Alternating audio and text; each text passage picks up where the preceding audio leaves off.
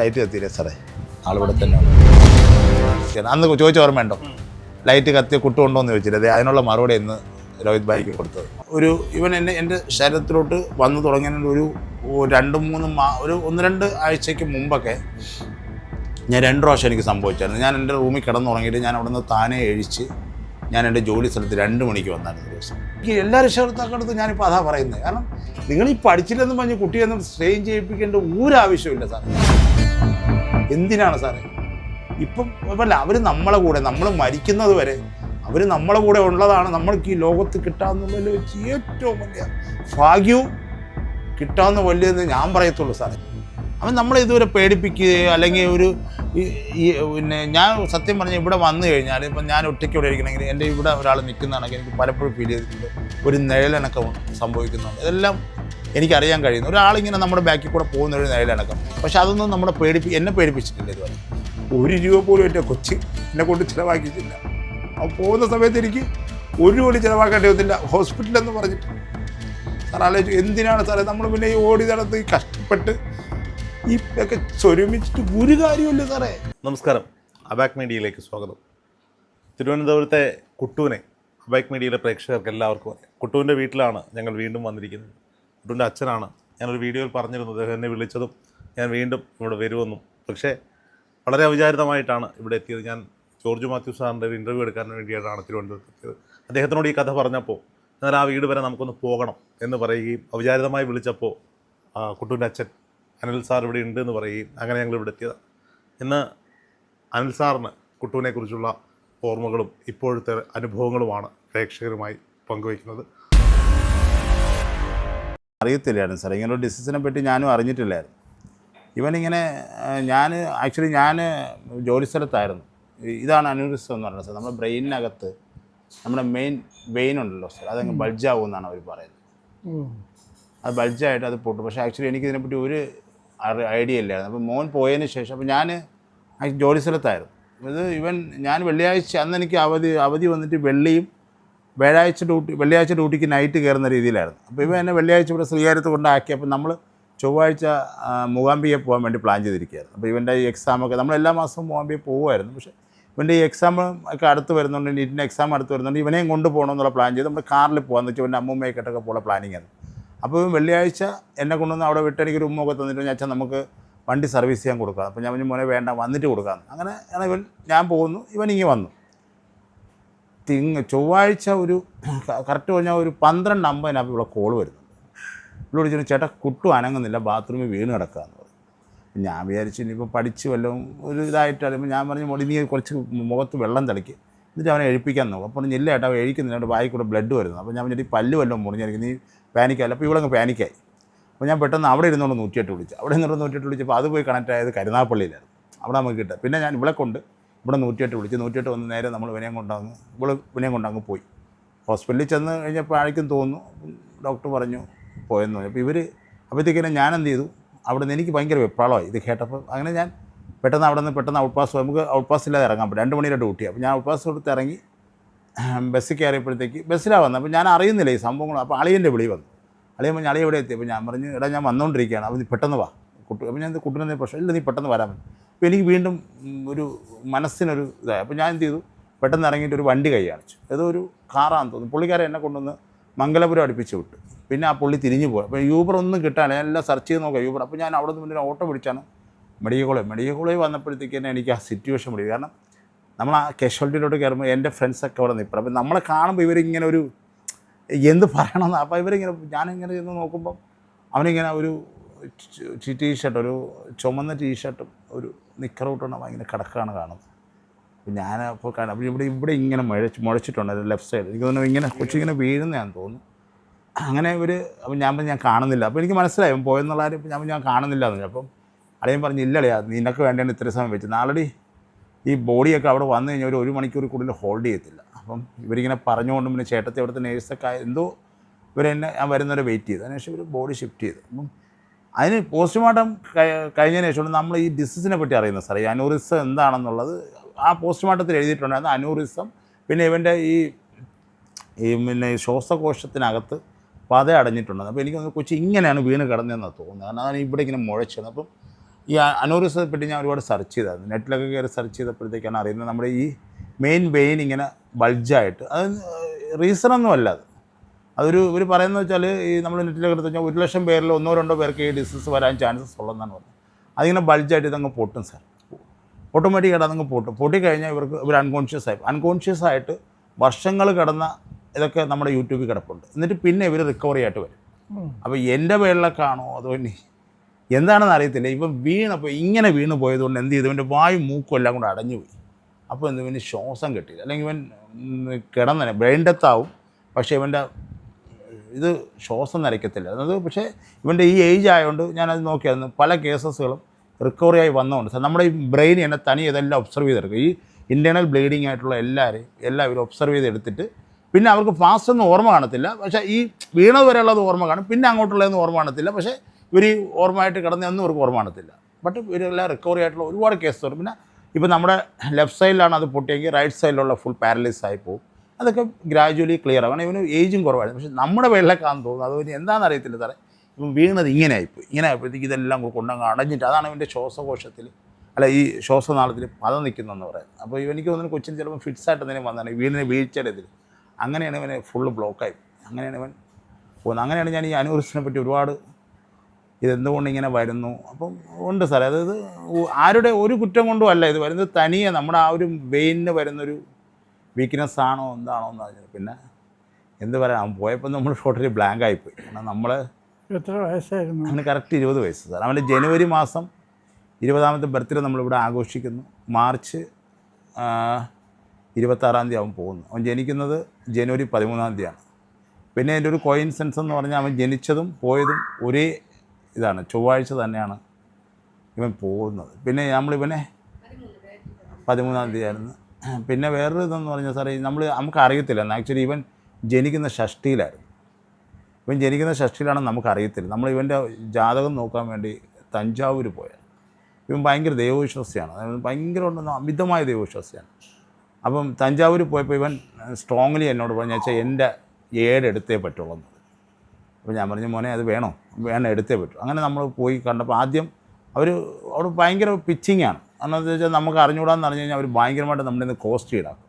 അപ്പം 10,000 പറഞ്ഞ് 5,000 പറഞ്ഞ് പിന്നെ അളിയൻ്റെ കെയർ ഓഫിൽ ഒരാൾ വിളിച്ചപ്പം പുള്ളി ഓക്കെ എന്ന് പറഞ്ഞ് ആദ്യം നമ്മുടെ തമ്പൊക്കെ കൊടുത്ത്, പിന്നെ ഇവർ എനിക്ക് തോന്നുന്നത്, പക്ഷേ ഞാൻ അന്ന് അതിനെപ്പറ്റി എനിക്ക് ഒരു പക്ഷേ അവിടെ ഇരുന്നുകൊണ്ടായിരിക്കണം തോന്നിയത്, അത് ഒറിജിനലും തോന്നി. പക്ഷേ അത് പിച്ചിങ് ആണെന്ന് പിന്നെ ഞാൻ ആലോചിച്ചപ്പോൾ എനിക്ക് മനസ്സിലായി. കാരണം ഇവർ നമ്മളെ ഇട്ട് പിടിക്കുകയാണ് ചെയ്യുന്നത്. ഇപ്പം രോഹിത് ഭായ് അവിടെ ചെന്ന് കഴിഞ്ഞാൽ വയസ്സൊന്നും പറയണമെന്ന് പറയും, 2 തിങ്കൾ എടുത്തിട്ട് പറയും. നമ്മുടെ ഈ മലയാളത്തിലുള്ള കുറേ പേരുകൾ ഇവരങ്ങ് പറയും. അപ്പോൾ ഏതെങ്കിലും ഒരെണ്ണത്തിൽ ക്ലിക്കാവുന്നുള്ള കാര്യം, അങ്ങനെ ഇവർ ഒരുപാട് പേര് പറഞ്ഞ് ആദ്യം ആ പേര് കോർഡിനേറ്റ് ചെയ്യും, അത് കഴിഞ്ഞ് നമ്മുടെ നക്ഷത്രം കോർഡിനേറ്റ് ചെയ്യും, പിന്നെ നമ്മുടെ അച്ഛൻ്റെ പേര്.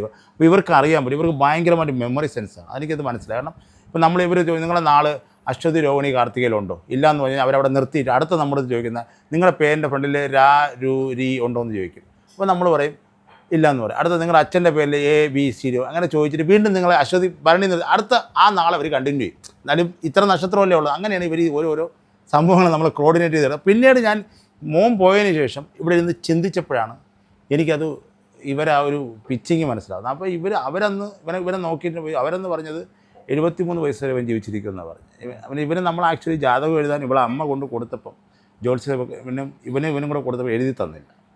അത് ഏകദേശം ഒരു 10 വർഷത്തോളമായി ഇവൻ്റെ അമ്മ കൊണ്ട് കൊടുത്തിട്ട് നമുക്ക് എഴുതി കിട്ടിയില്ല അവൻ്റെ ജാതകമൊന്നും. പിന്നെ നമ്മളും പിന്നെ അതിനെപ്പറ്റി ഒന്നും ചിന്തിക്കാൻ പോയില്ല. പിന്നെ ഉത്തര നക്ഷത്രം മകരവിളക്കിനെന്ന് രാവിലെയാണ് ഇവൻ ജനിക്കുന്നത്. 6:15 ഇവൻ ജനിക്കുന്നത്, അല്ല രാവിലെ. അപ്പം പിന്നെ എനിക്ക് തോന്നുന്നു നമുക്ക് അവൻ്റെ കാണത്തില്ലായിരിക്കാം, അത് എന്താണെന്ന് നമുക്കും അറിയത്തില്ല. ഒരു കാര്യം അതാണ് ശേഷമാണ് ഞാൻ സത്യം പറഞ്ഞാൽ ഞാനും ഭയങ്കരമായിട്ട് ദൈവവിശ്വാസിക്കായിരുന്നു. പക്ഷേ ഈ കൊച്ചങ്ങ് പോയി കഴിഞ്ഞപ്പോഴത്തേക്ക് നമ്മൾ ദൈവത്തിനായി നമ്മൾ പ്രാർത്ഥിച്ചിട്ടും എനിക്ക് വിഷമം വേറൊന്നുമല്ല സാറേ. എന്തെന്ന് വെച്ചാലേ എനിക്ക് അവനെ അവസാനം കാണാൻ പറ്റാത്തതിൻ്റെ വിഷമമുണ്ട്. കാരണം അവനെ ഇപ്പം ചിരഞ്ജീവിയായിട്ടൊന്നും ജീവിപ്പിക്കണമെന്നൊന്നും നമ്മളൊരിക്കലും പറയത്തില്ല. കാരണം അത് ആരെ കൊണ്ടും പറ്റത്തില്ല. നമ്മളായിരുന്നാലും പോകണം, നമ്മളെല്ലാവരും പോകണം. പക്ഷേ ദൈവം എന്നൊരു ശക്തി ഉണ്ടായിരുന്നെങ്കിൽ ഒരുപക്ഷെ എന്നെ ഇവിടെ അവൻ ചൊവ്വാഴ്ച പോകുന്നത് ദൈവത്തിന് അറിയാമായിരിക്കും, എന്നെ ഇവിടെ തിങ്കളാഴ്ച വരുത്തിക്കായിരുന്നല്ലോ. ഒന്നുമില്ല, അവനൊന്ന് കണ്ട് എൻ്റെ കൊച്ചുമായിട്ട് കുറച്ച് സമയം ഒന്ന് ഇരുന്നാൾക്കൊക്കെ മതിയായിരുന്നു. പക്ഷെ ആ ഒരു വിഷമം എപ്പോഴും. പക്ഷെ അവൻ എൻ്റെ അടുത്ത് വരുമ്പോഴും ഇപ്പോഴും അവൻ പറയുന്ന ഒറ്റ വേട് അതേ ഉള്ളൂ, അച്ഛാ എനിക്ക് അച്ഛനെ ഒന്ന് കാണാൻ പറ്റിയില്ലല്ലോ അച്ഛാ ഞാൻ പോകുന്ന സമയത്ത്. ഇപ്പോഴും അവൻ എൻ്റെ അടുത്ത് വരുമ്പോഴും പറയുന്നൊരു വേട് അതേ ഉള്ളൂ. ഇപ്പോൾ വരാറുണ്ട് സാർ എൻ്റെ അടുത്ത്. ഞാൻ എങ്ങനെയാണ്? വരാറുണ്ടെന്ന് പറഞ്ഞാൽ സാർ ഞാൻ അവൻ മോസ്റ്റ്ലി ഒരു 5 മാസം അവൻ പോയി ഒരു 5 മാസം പ്രാവത്തുള്ളൂ. ഞാൻ ജോലി സ്ഥലത്ത് ഒറ്റയ്ക്കാണ് കിടക്കുന്നത്. അപ്പോൾ എനിക്കിവൻ നമുക്ക് ഉറങ്ങിയ ഒരു സമയം കഴിയുമ്പോൾ എൻ്റെ കൈ ഭയങ്കരമായിട്ട് റൈറ്റ് കൈ ഭയങ്കരമായിട്ട് വൈബ്രേറ്റ് ആയി കഴിഞ്ഞിട്ട് ഒരു സെൻസിലെത്തും. ഇപ്പോൾ എൻ്റെ അവൻ്റെയും ഇത് തമ്മിൽ അറ്റാച്ച് ആവുന്നതെന്ന് എനിക്കറിയത്തില്ല സാർ. നമ്മളിതങ്ങ് എർത്തടിക്കുന്ന ഒരു ഫീലിങ്ങിൽ എൻ്റേതും അവൻ്റേതും മൈൻഡ് അങ്ങോട്ട് ഒരു യാമത്തിലെത്തപ്പോൾ ഇതങ്ങ് കണക്റ്റിംഗ് ആവും സാർ. എനിക്ക് ഭയങ്കര വൈബ്രേഷൻ വരും. പിന്നെ എനിക്ക് എന്ത് നടന്നെന്നോ അവിടെ എന്ത് നടക്കുന്നോ ഒന്നും എനിക്കറിയാൻ പറ്റത്തില്ല. ഒരു യാമത്തിനെന്ന് പറഞ്ഞാൽ ഞാൻ ഉറങ്ങുന്ന ഒരു 11-11:30ക്കാണ് ഞാൻ ഉറങ്ങുന്നത് ജോലി സ്ഥലത്ത് പോയി. പക്ഷേ എപ്പോഴോ ഒരു സമയത്ത് അത് എനിക്കും അറിയത്തില്ല, ഒന്നും അറിയത്തില്ല, ഒരു സമയപ്പോൾ എൻ്റെ കൈ എനിക്കത് നല്ല ഉറപ്പാണ്. എൻ്റെ കൈ ഭയങ്കരമായിട്ട് വൈബ്രേറ്റ് അടിക്കും. വലത്ത് കൈ സാർ വൈബ്രേറ്റ് അടിക്കുമ്പോൾ എനിക്ക് മനസ്സിലായി ഇവൻ വരാൻ സമയമാണ്. പിന്നെ എനിക്കൊന്നും ഓർമ്മ നടത്തില്ല. എൻ്റെ മനസ്സും ഭയങ്കരമായിട്ടൊരു കാന്തിക വലയം എന്നൊക്കെ ഭയങ്കരമായിട്ട് അട്രാക്ഷൻ ആവും സാർ. ഭയങ്കരമായിട്ടൊരു ഇതായിട്ട് ഇവനുമായിട്ട് കണക്റ്റ് ആയി കഴിഞ്ഞാൽ പിന്നെ ഇവൻ പറയുന്നതൊക്കെ ഇപ്പം അവന് ഞാനുമായിട്ട് എങ്ങനെയാണ് ഇരിക്കുന്നത് അതുപോലെ ഇവൻ എൻ്റെ കയ്യിൽ വന്ന് കിടക്കാറുണ്ട്, എൻ്റെ താടി പിടിച്ച് വലിക്കാറുണ്ട്. എന്നിട്ട് എൻ്റെ ഇവിടെ പിടിക്കുന്നവന് ഭയങ്കര ഇഷ്ടമാണ്. എൻ്റെ ഈ പാപ്പിയിൽ കൊച്ചിലെ പിടിക്കും. ഇങ്ങനെ പാപ്പി പിടിച്ച് വലിച്ചിട്ടാണ് ഓരോ കാര്യങ്ങൾ പറയുന്നത്. അച്ഛാ എനിക്ക് ഇത് വേണം, എനിക്ക് അത് വേണം. അതെനിക്ക് ഇപ്പോൾ അവൻ്റെ ബർത്ത്ഡേ ഉണ്ടായിരുന്നു ഈ 15-ാം തീയതി. അവൻ എന്നോട് വന്ന് പറഞ്ഞു, അച്ഛാ എനിക്ക് എൻ്റെ കേക്കിൽ എൻ്റെ ഫോട്ടോ വേണമെന്ന് പറഞ്ഞായിരുന്നു. പിന്നെ എന്നോട് പറഞ്ഞു എനിക്കൊരു US പിള്ളേരെ ഷർട്ട് എടുത്ത് വെക്കണമെന്ന് പറഞ്ഞു. അതെല്ലാം ചെയ്തു. അവനെല്ലാം കറക്റ്റായിട്ട് അവൻ എന്തൊക്കെ ആവശ്യമുണ്ടാലും കറക്റ്റായിട്ട് എനിക്കൊന്ന് പറഞ്ഞു തരും. പക്ഷേ ഇതെല്ലാം കഴിഞ്ഞിട്ട് രാവിലെ കഴിക്കുമ്പോൾ എനിക്കൊന്നും ഓർമ്മ കാണത്തില്ല. ഇവൻ വന്നതോ ഒന്നും എനിക്ക് ഓർമ്മ. പിന്നെ ഞാൻ എവിടെയെങ്കിലും പോയി ഇരിക്കുമല്ലോ സാർ, ഡ്യൂട്ടിയിൽ പോയി നമ്മൾ പീസ്ഫുള്ളായിട്ട് ഇരിക്കുമല്ലോ, അപ്പോഴാണ് ഇതെല്ലാം എൻ്റെ മെമ്മറിയിൽ വരുന്നത്. ഇവൻ എന്നോട് വന്നതും എന്നോട് കാര്യങ്ങൾ പറഞ്ഞതും എന്നോട് കളിച്ചതും എല്ലാം എനിക്ക് ആ സമയത്താണ് എനിക്കിതെല്ലാം ഇതെങ്ങനെ ഓരോന്നായിട്ട് ഇങ്ങനെ മനസ്സിൽ നിന്ന് വരും. കൊച്ചുന്നേരം വന്നല്ലോ, എന്നോട് ഇങ്ങനെ സംസാരിച്ചല്ലോ, എന്നോട് ഇങ്ങനെ പറഞ്ഞല്ലോ, ഇതെല്ലാം എനിക്കിങ്ങനെ വരും. അപ്പോൾ തന്നെ ഞാൻ ഇവളുടെ അടുത്ത് പിടിച്ച് പറയാം, ഈ കൊച്ചിങ്ങനെ വന്നിരുന്നു, എൻ്റെ അടുത്ത് ഇങ്ങനെയുള്ള കാര്യങ്ങൾ പറഞ്ഞിട്ടുണ്ട്. ഇപ്പോൾ അവൻ്റെ ആണ്ട് വരുന്നുണ്ട് 26-ാം തീയതി. ഞാൻ ഇവളും കൂടെ ആദ്യം പ്ലാൻ ചെയ്ത് വെച്ചതെന്ന് വെച്ചാൽ ഒരു 50 പേർക്ക് വിളിച്ച് സദ്യ കൊടുക്കണമെന്നായിരുന്നു പ്ലാനിങ്. എന്നിട്ട് ഞാൻ ഇവളുടെ അടുത്ത് പറഞ്ഞാൽ ഈ ഫൈനൽ ഡിസിഷൻ നമ്മുടെ അല്ല, കുട്ടൂസ് എന്തായിരുന്നാലും വന്ന് പറയുന്നത്. എനിക്ക് തോന്നുന്നു സാർ, ഇപ്പോൾ എനിക്ക് മോസ്റ്റ്ലി മാർച്ച് ഫസ്റ്റ് വീക്കാണെന്ന് തോന്നുന്നു സാർ. ഒന്നും പറഞ്ഞാൽ ഒരു കാര്യവും ചെയ്യേണ്ട ആവശ്യമില്ല. നമ്മളെന്തിനാണ് അടുത്താക്ക് വിളിച്ച് നമ്മളെപ്പറ്റി ദോഷങ്ങൾ പറഞ്ഞുകൊണ്ട് നടക്കുന്നവർക്ക് നമ്മളെന്തിനാണ് വിളിച്ച് നമ്മൾ ആഹാരം കൊടുത്ത് അവരെ സന്തോഷിപ്പിക്കേണ്ട ആവശ്യമില്ല, ഒന്നും ചെയ്യേണ്ട അച്ഛാന്ന് പറഞ്ഞു. അങ്ങനെ പക്കയായിട്ട് എൻ്റെ അടുത്ത് പറഞ്ഞു. അപ്പം നമ്മൾ വിചാരിച്ചൊരു കഞ്ഞി സദ്യ കണക്ക് ചെയ്യാമെന്ന് വെച്ചു. ക്യാൻസർ സെൻറ്ററിൽ പേഷ്യൻസിനൊരു 500 ചപ്പാത്തി. അവൻ വന്ന് എന്നോട് പറഞ്ഞു. കാരണം എൻ്റെ പല ഡിസിഷൻസും എടുക്കുന്നത് ഇപ്പോൾ അവനാണ് സാറേ. അതെനിക്ക് 110% കാരണം ഞാനിപ്പോൾ റീസണായിട്ടൊരു സംഭവം സ്ഥാനത്ത് പറയാം. വളരെ റീസണായിട്ട് തന്നൊരു സംഭവമാണ്.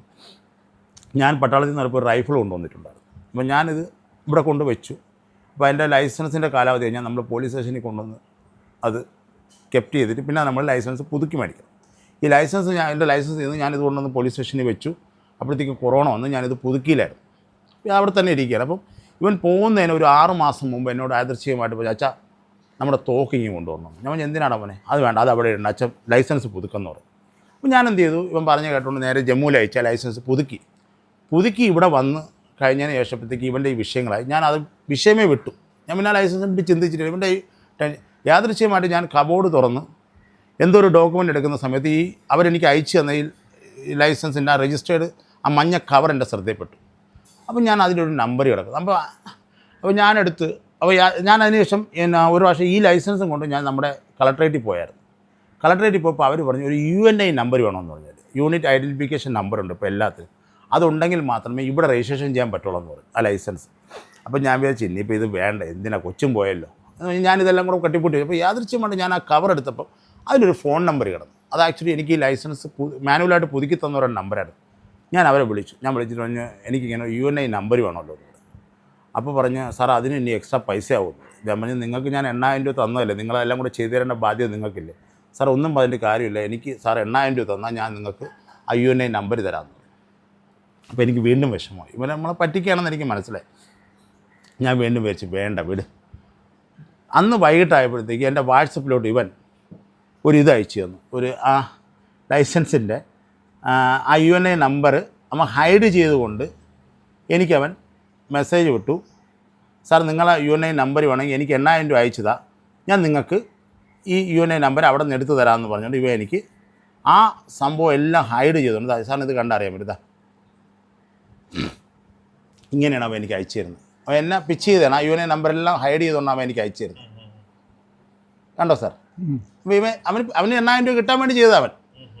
അപ്പോൾ എൻ്റെ മനസ്സ് ഇതെൻ്റെ കൈ കിട്ടി, ഞാൻ ഇങ്ങനെ നോക്കിയിട്ട് ഇവനൊക്കെ ഇത്ര കള്ളന്മാരായി. അപ്പോൾ ഇങ്ങനെ ക്ലോസ് ചെയ്ത് വെച്ചപ്പം എൻ്റെ മനസ്സിരുന്ന് പറഞ്ഞ് ഇതൊന്നുകൂടെ എടുത്ത് നോക്കാൻ പറഞ്ഞു. ഞാനിത് ഒന്നുകൂടെ എടുത്ത് നോക്കിയിട്ട് എൻ്റെ അടുത്ത് പറഞ്ഞു, നീ ഈ സാധനം സ്കാൻ ചെയ്യുമെന്ന് പറഞ്ഞു. എന്നോട് ആരും പറയുന്നത് ഞാനിതിന് മനസ്സോ വചനം സാറേ ഞാനിത് സ്കാൻ ചെയ്ത് അപ്പോൾ എനിക്ക് ഈ സാധനം കിട്ടിയെന്നുള്ളതാണ്. ഞാനിത് സ്ക്രീൻഷോട്ട് എടുത്ത് ഇതിലിട്ട് ഈ മൊബൈലിൽ സ്കാൻ ചെയ്തപ്പോൾ അപ്പോൾ എനിക്ക് UNI നമ്പർ കിട്ടി. ഞാനിപ്പം കൊണ്ടുവന്ന് കാട്ടറേറ്റ് കൊണ്ടുവന്ന് കൊടുത്തു. ആ 8,000 രൂപ എനിക്ക് ഇതൊന്നും ഞാൻ പറഞ്ഞിട്ട് സാറേ ഇതൊക്കെ എന്നെ ആരോ ഒരു നയിക്കുന്നൊരു ഫീലാണ്. എനിക്ക് എന്തെങ്കിലും ഇപ്പം നമ്മളൊരു ഡിസിഷൻ എടുക്കുന്നതിന് മുമ്പ് കുട്ടുവിടാ ഇങ്ങനെയാണെന്ന് പറഞ്ഞുകൊണ്ട് നമ്മൾ ഇതൊക്കെ ഒരു 3-4 ദിവസത്തിനകത്ത് അവൻ്റെ കറക്റ്റ് ഡിസിഷൻ നമുക്ക് കൊണ്ടെത്തിച്ച് തരും. അച്ഛൻ ഇങ്ങനെ ചെയ്താൽ മതി, അല്ലെങ്കിൽ അച്ഛൻ ഇങ്ങനെ ചെയ്താൽ മതി. അത് 110% എൻ്റെ പല കാര്യങ്ങളും നയിക്കുന്നവനാണ്. അതുപോലെ തന്നെ ഇപ്പം എനിക്ക് കാർ ഓട്ടിക്കുന്ന ഇത്രയും ബുദ്ധിമുട്ടുള്ളൊരു കാര്യം വേറെ ഒന്നും ഞാൻ ഡ്രൈവ് ചെയ്തില്ല. എനിക്ക് ഭയങ്കര മടിയായിരുന്നു. പക്ഷേ കുട്ടൂസ് അങ്ങോട്ട് പോയതിന് ശേഷം ഇപ്പോൾ എനിക്ക് കാർ ഓടിക്കുന്ന ഒരു ക്രൈസ് കണക്കാണ്. എൻ്റെ മോന് ഭയങ്കര ക്രൈസായിരുന്നു. ആ ഒരു ക്രൈസാണ് ഇപ്പോൾ. ഞാൻ ആ കാറിൽ കയറി ഇരുന്ന് ഞാൻ ആ വളയം പിടിച്ചു കഴിഞ്ഞാൽ ഞാനല്ല ഓടിക്കുന്നത് എനിക്ക് നല്ലതുപോലെ അറിയാം. കാരണം ഞാൻ ഇത്ര പെർഫെക്റ്റായിട്ട് വണ്ടി ഓടിക്കത്തില്ല. ഞാൻ റിവേഴ്സ് എന്നൊരു സംഭവം എനിക്ക് വളരെ വീക്കാണ്. ഇപ്പം എവിടെയെന്ന് പറഞ്ഞാൽ ഞാൻ അവിടെ വണ്ടി കയറ്റിയിട്ട് റിവേഴ്സിൽ. അപ്പോൾ എനിക്ക് ഏകദേശം എനിക്ക് മനസ്സിലായി അവൻ എല്ലാത്തിനും, അതായത് ഞാനിപ്പം ഒറ്റയ്ക്കിപ്പോൾ വണ്ടി ഓടിച്ചുകൊണ്ട് പോയാലും അവൻ ഇരിക്കുന്നൊരു ഫീൽ എനിക്ക് കിട്ടാറുണ്ട്. എൻ്റെ അടുത്ത് അവൻ ഇരിക്കുന്നൊരു ഫീൽ എനിക്ക് പലപ്പോഴും കിട്ടാറുണ്ട്. ഇപ്പോൾ ഞാൻ ബൈക്ക് എടുത്തുകൊണ്ട് പോയപ്പോൾ എൻ്റെ ബാക്കിൽ അവൻ ഉണ്ടെന്നുള്ളൊരു ഒരാൾ നമ്മുടെ ബാക്കിൽ ഇരിക്കുന്നൊരു ഫീൽ. ഇനിയിപ്പോൾ എൻ്റെ മനസ്സിൽ തോന്നുന്നതാണോ എന്ന് അറിയത്തില്ല, അതുകൊണ്ട് ഇവനോടുള്ള അമിതമായ ഇഷ്ടം കൊണ്ടാണോ എന്ന് എനിക്കറിയത്തില്ല. പക്ഷേ ഇതൊക്കെ എൻ്റെ ജീവിതത്തിൽ ഇന്ന് നടന്നുകൊണ്ടിരിക്കുന്ന ഒരു ഫാക്റ്റായിട്ട് നടന്നുകൊണ്ടിരിക്കുന്ന സംഭവങ്ങളാണ്. അതിനുള്ള എക്സാമ്പിളാണ് ഞാൻ സാധനം കാണിച്ചത്. ഇങ്ങനെയുള്ള ഒരുപാടുണ്ട് സാർ. പിന്നെ ഒരു കാര്യമുണ്ട്, പക്ഷേ ഞാനതിവിടെ ഷെയർ ചെയ്യാൻ കഴിയും. കാരണം എൻ്റെ ഒരു കൊളീഗ്സിനെയും കൂടെ ബാധിക്കുന്ന കാര്യമാണെന്നാണ് ഞാനിവിടെ പറയാത്തത്.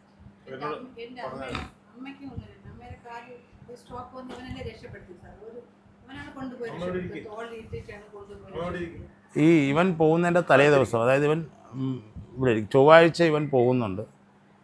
തിങ്കളാഴ്ച രാവിലെ ആയപ്പോൾ ഇവിടെ അമ്മയ്ക്ക് പെട്ടെന്ന് സ്ട്രോക്ക്. ഇവിടെ അമ്മ അപ്പുറത്ത് താമസിക്കുന്നു. അമ്മയ്ക്ക് പെട്ടെന്ന് സ്ട്രോക്ക് വന്നു. ഇവൻ ഇവിടെ നിന്ന് ഈ വണ്ടി എടുത്തുകൊണ്ട് പോയി അമ്മാമ്മയെ ഒറ്റയ്ക്ക് പൊക്കിയെടുത്ത് ഇവൻ കൊണ്ടുപോയി കോസ്മയെ കൊണ്ടുപോയി. ഇത് കൊണ്ട് അമ്മയ്ക്ക് അവർ 50,000 രൂപ ഒരു ഇഞ്ചക്ഷൻ എടുത്തത് കൊണ്ട് മാത്രം അമ്മ ഇപ്പോഴും ഫുൾ പാരലൈസ് ആവാതെ രക്ഷപ്പെട്ടു. ഇവൻ കൊണ്ടുപോയി സാർ. അടുത്ത ദിവസമാണ് എൻ്റെ കൊച്ചു. അതും സാറൊന്ന് ആലോചിക്കേണ്ടേ.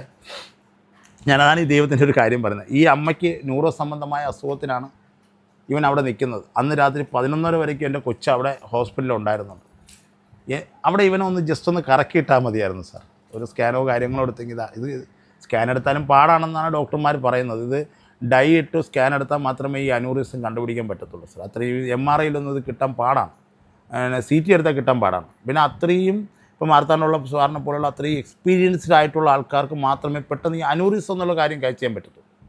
അത് നമ്മൾ അളിയനെ ഞാനും കൂടെ ഒരു സാറിനെ പോയി കണ്ടായിരുന്നു. ഇവിടെ പുള്ളി മെഡിക്കൽ കോളേജിലെ പോസ്റ്റ്മോർട്ടമൊക്കെ നടത്തുന്ന ഒരു പോലീസ് സർജനായിരുന്നു സാറിനെ പോയി അളിയൻ്റെ കെയർ ഓഫിൽ കണ്ടപ്പോൾ ആ സാറ് പറഞ്ഞാണ് നമ്മളെടുത്ത് വളരെ റെയറായിട്ട് മാത്രമേ ഈ അസുഖം നമുക്ക് ഫൈൻഡ് ഔട്ട് ചെയ്യാൻ പറ്റത്തുള്ളൂ. അതായത് ആരും പെട്ടെന്ന്, അതായത് ഈ 18-നും ഒരു 25-നും വയസ്സിനും മധ്യമുള്ള കുട്ടികൾക്ക് ഇത്. പക്ഷേ വേറെ പലരിലും സിംറ്റംസ് ഒരുപാട് കാണിക്കും സാറേ. ഭയങ്കരമായിട്ട് തലവേദന കാണും, ഈ കുത്തി നോക്കുന്ന തലവേദന കാണും, കാഴ്ച മങ്ങിപ്പോവും, ഇങ്ങനെയുള്ള ഒരുപാട് കാര്യങ്ങളുണ്ട്. പക്ഷേ ഇവൻ്റെ കാര്യത്തിൽ ഒന്നുമില്ല സാറേ. ഇവൻ ഇവിടെ നിന്ന് നമ്മൾ ബാംഗ്ലൂർ പോകുമായിരുന്നു. 7:30 മണിക്ക് വണ്ടി എടുക്കുന്നവൻ രാവിലെ 7 മണിക്ക് അവിടെ എത്തും. ഈ ഗ്യാപ്പിൽ അവൻ എനിക്ക് വണ്ടി തരത്തില്ല. ഇവൾ ഇരുന്ന് പറയാം, എടാ മാറി നീ എഴിച്ച് അച്ഛന് കൂടെ വണ്ടി. അവൻ തരത്തില്ല. അച്ഛൻ ഇരുന്ന് ഉറങ്ങിക്കോട്ടെ, കുഴപ്പമില്ല, അച്ഛൻ വയസ്സായില്ലെന്ന് പറഞ്ഞുകൊണ്ട് ഇവൻ ഒറ്റയ്ക്ക് ഓട്ടിക്കുമായിരുന്നു. അപ്പോൾ എനിക്കിപ്പോഴും മനസ്സിലാവാത്ത ഈ കുട്ടി, അതായത് ഈ അനൂറിസം ഉണ്ടെന്ന് ഇവർ പറയുന്ന ഈ കുട്ടി എങ്ങനെ ഇത്ര മണിക്കൂർ ഉറക്കമൊഴിഞ്ഞ് വണ്ടി ഓടിച്ചെന്നുള്ളതാണ്.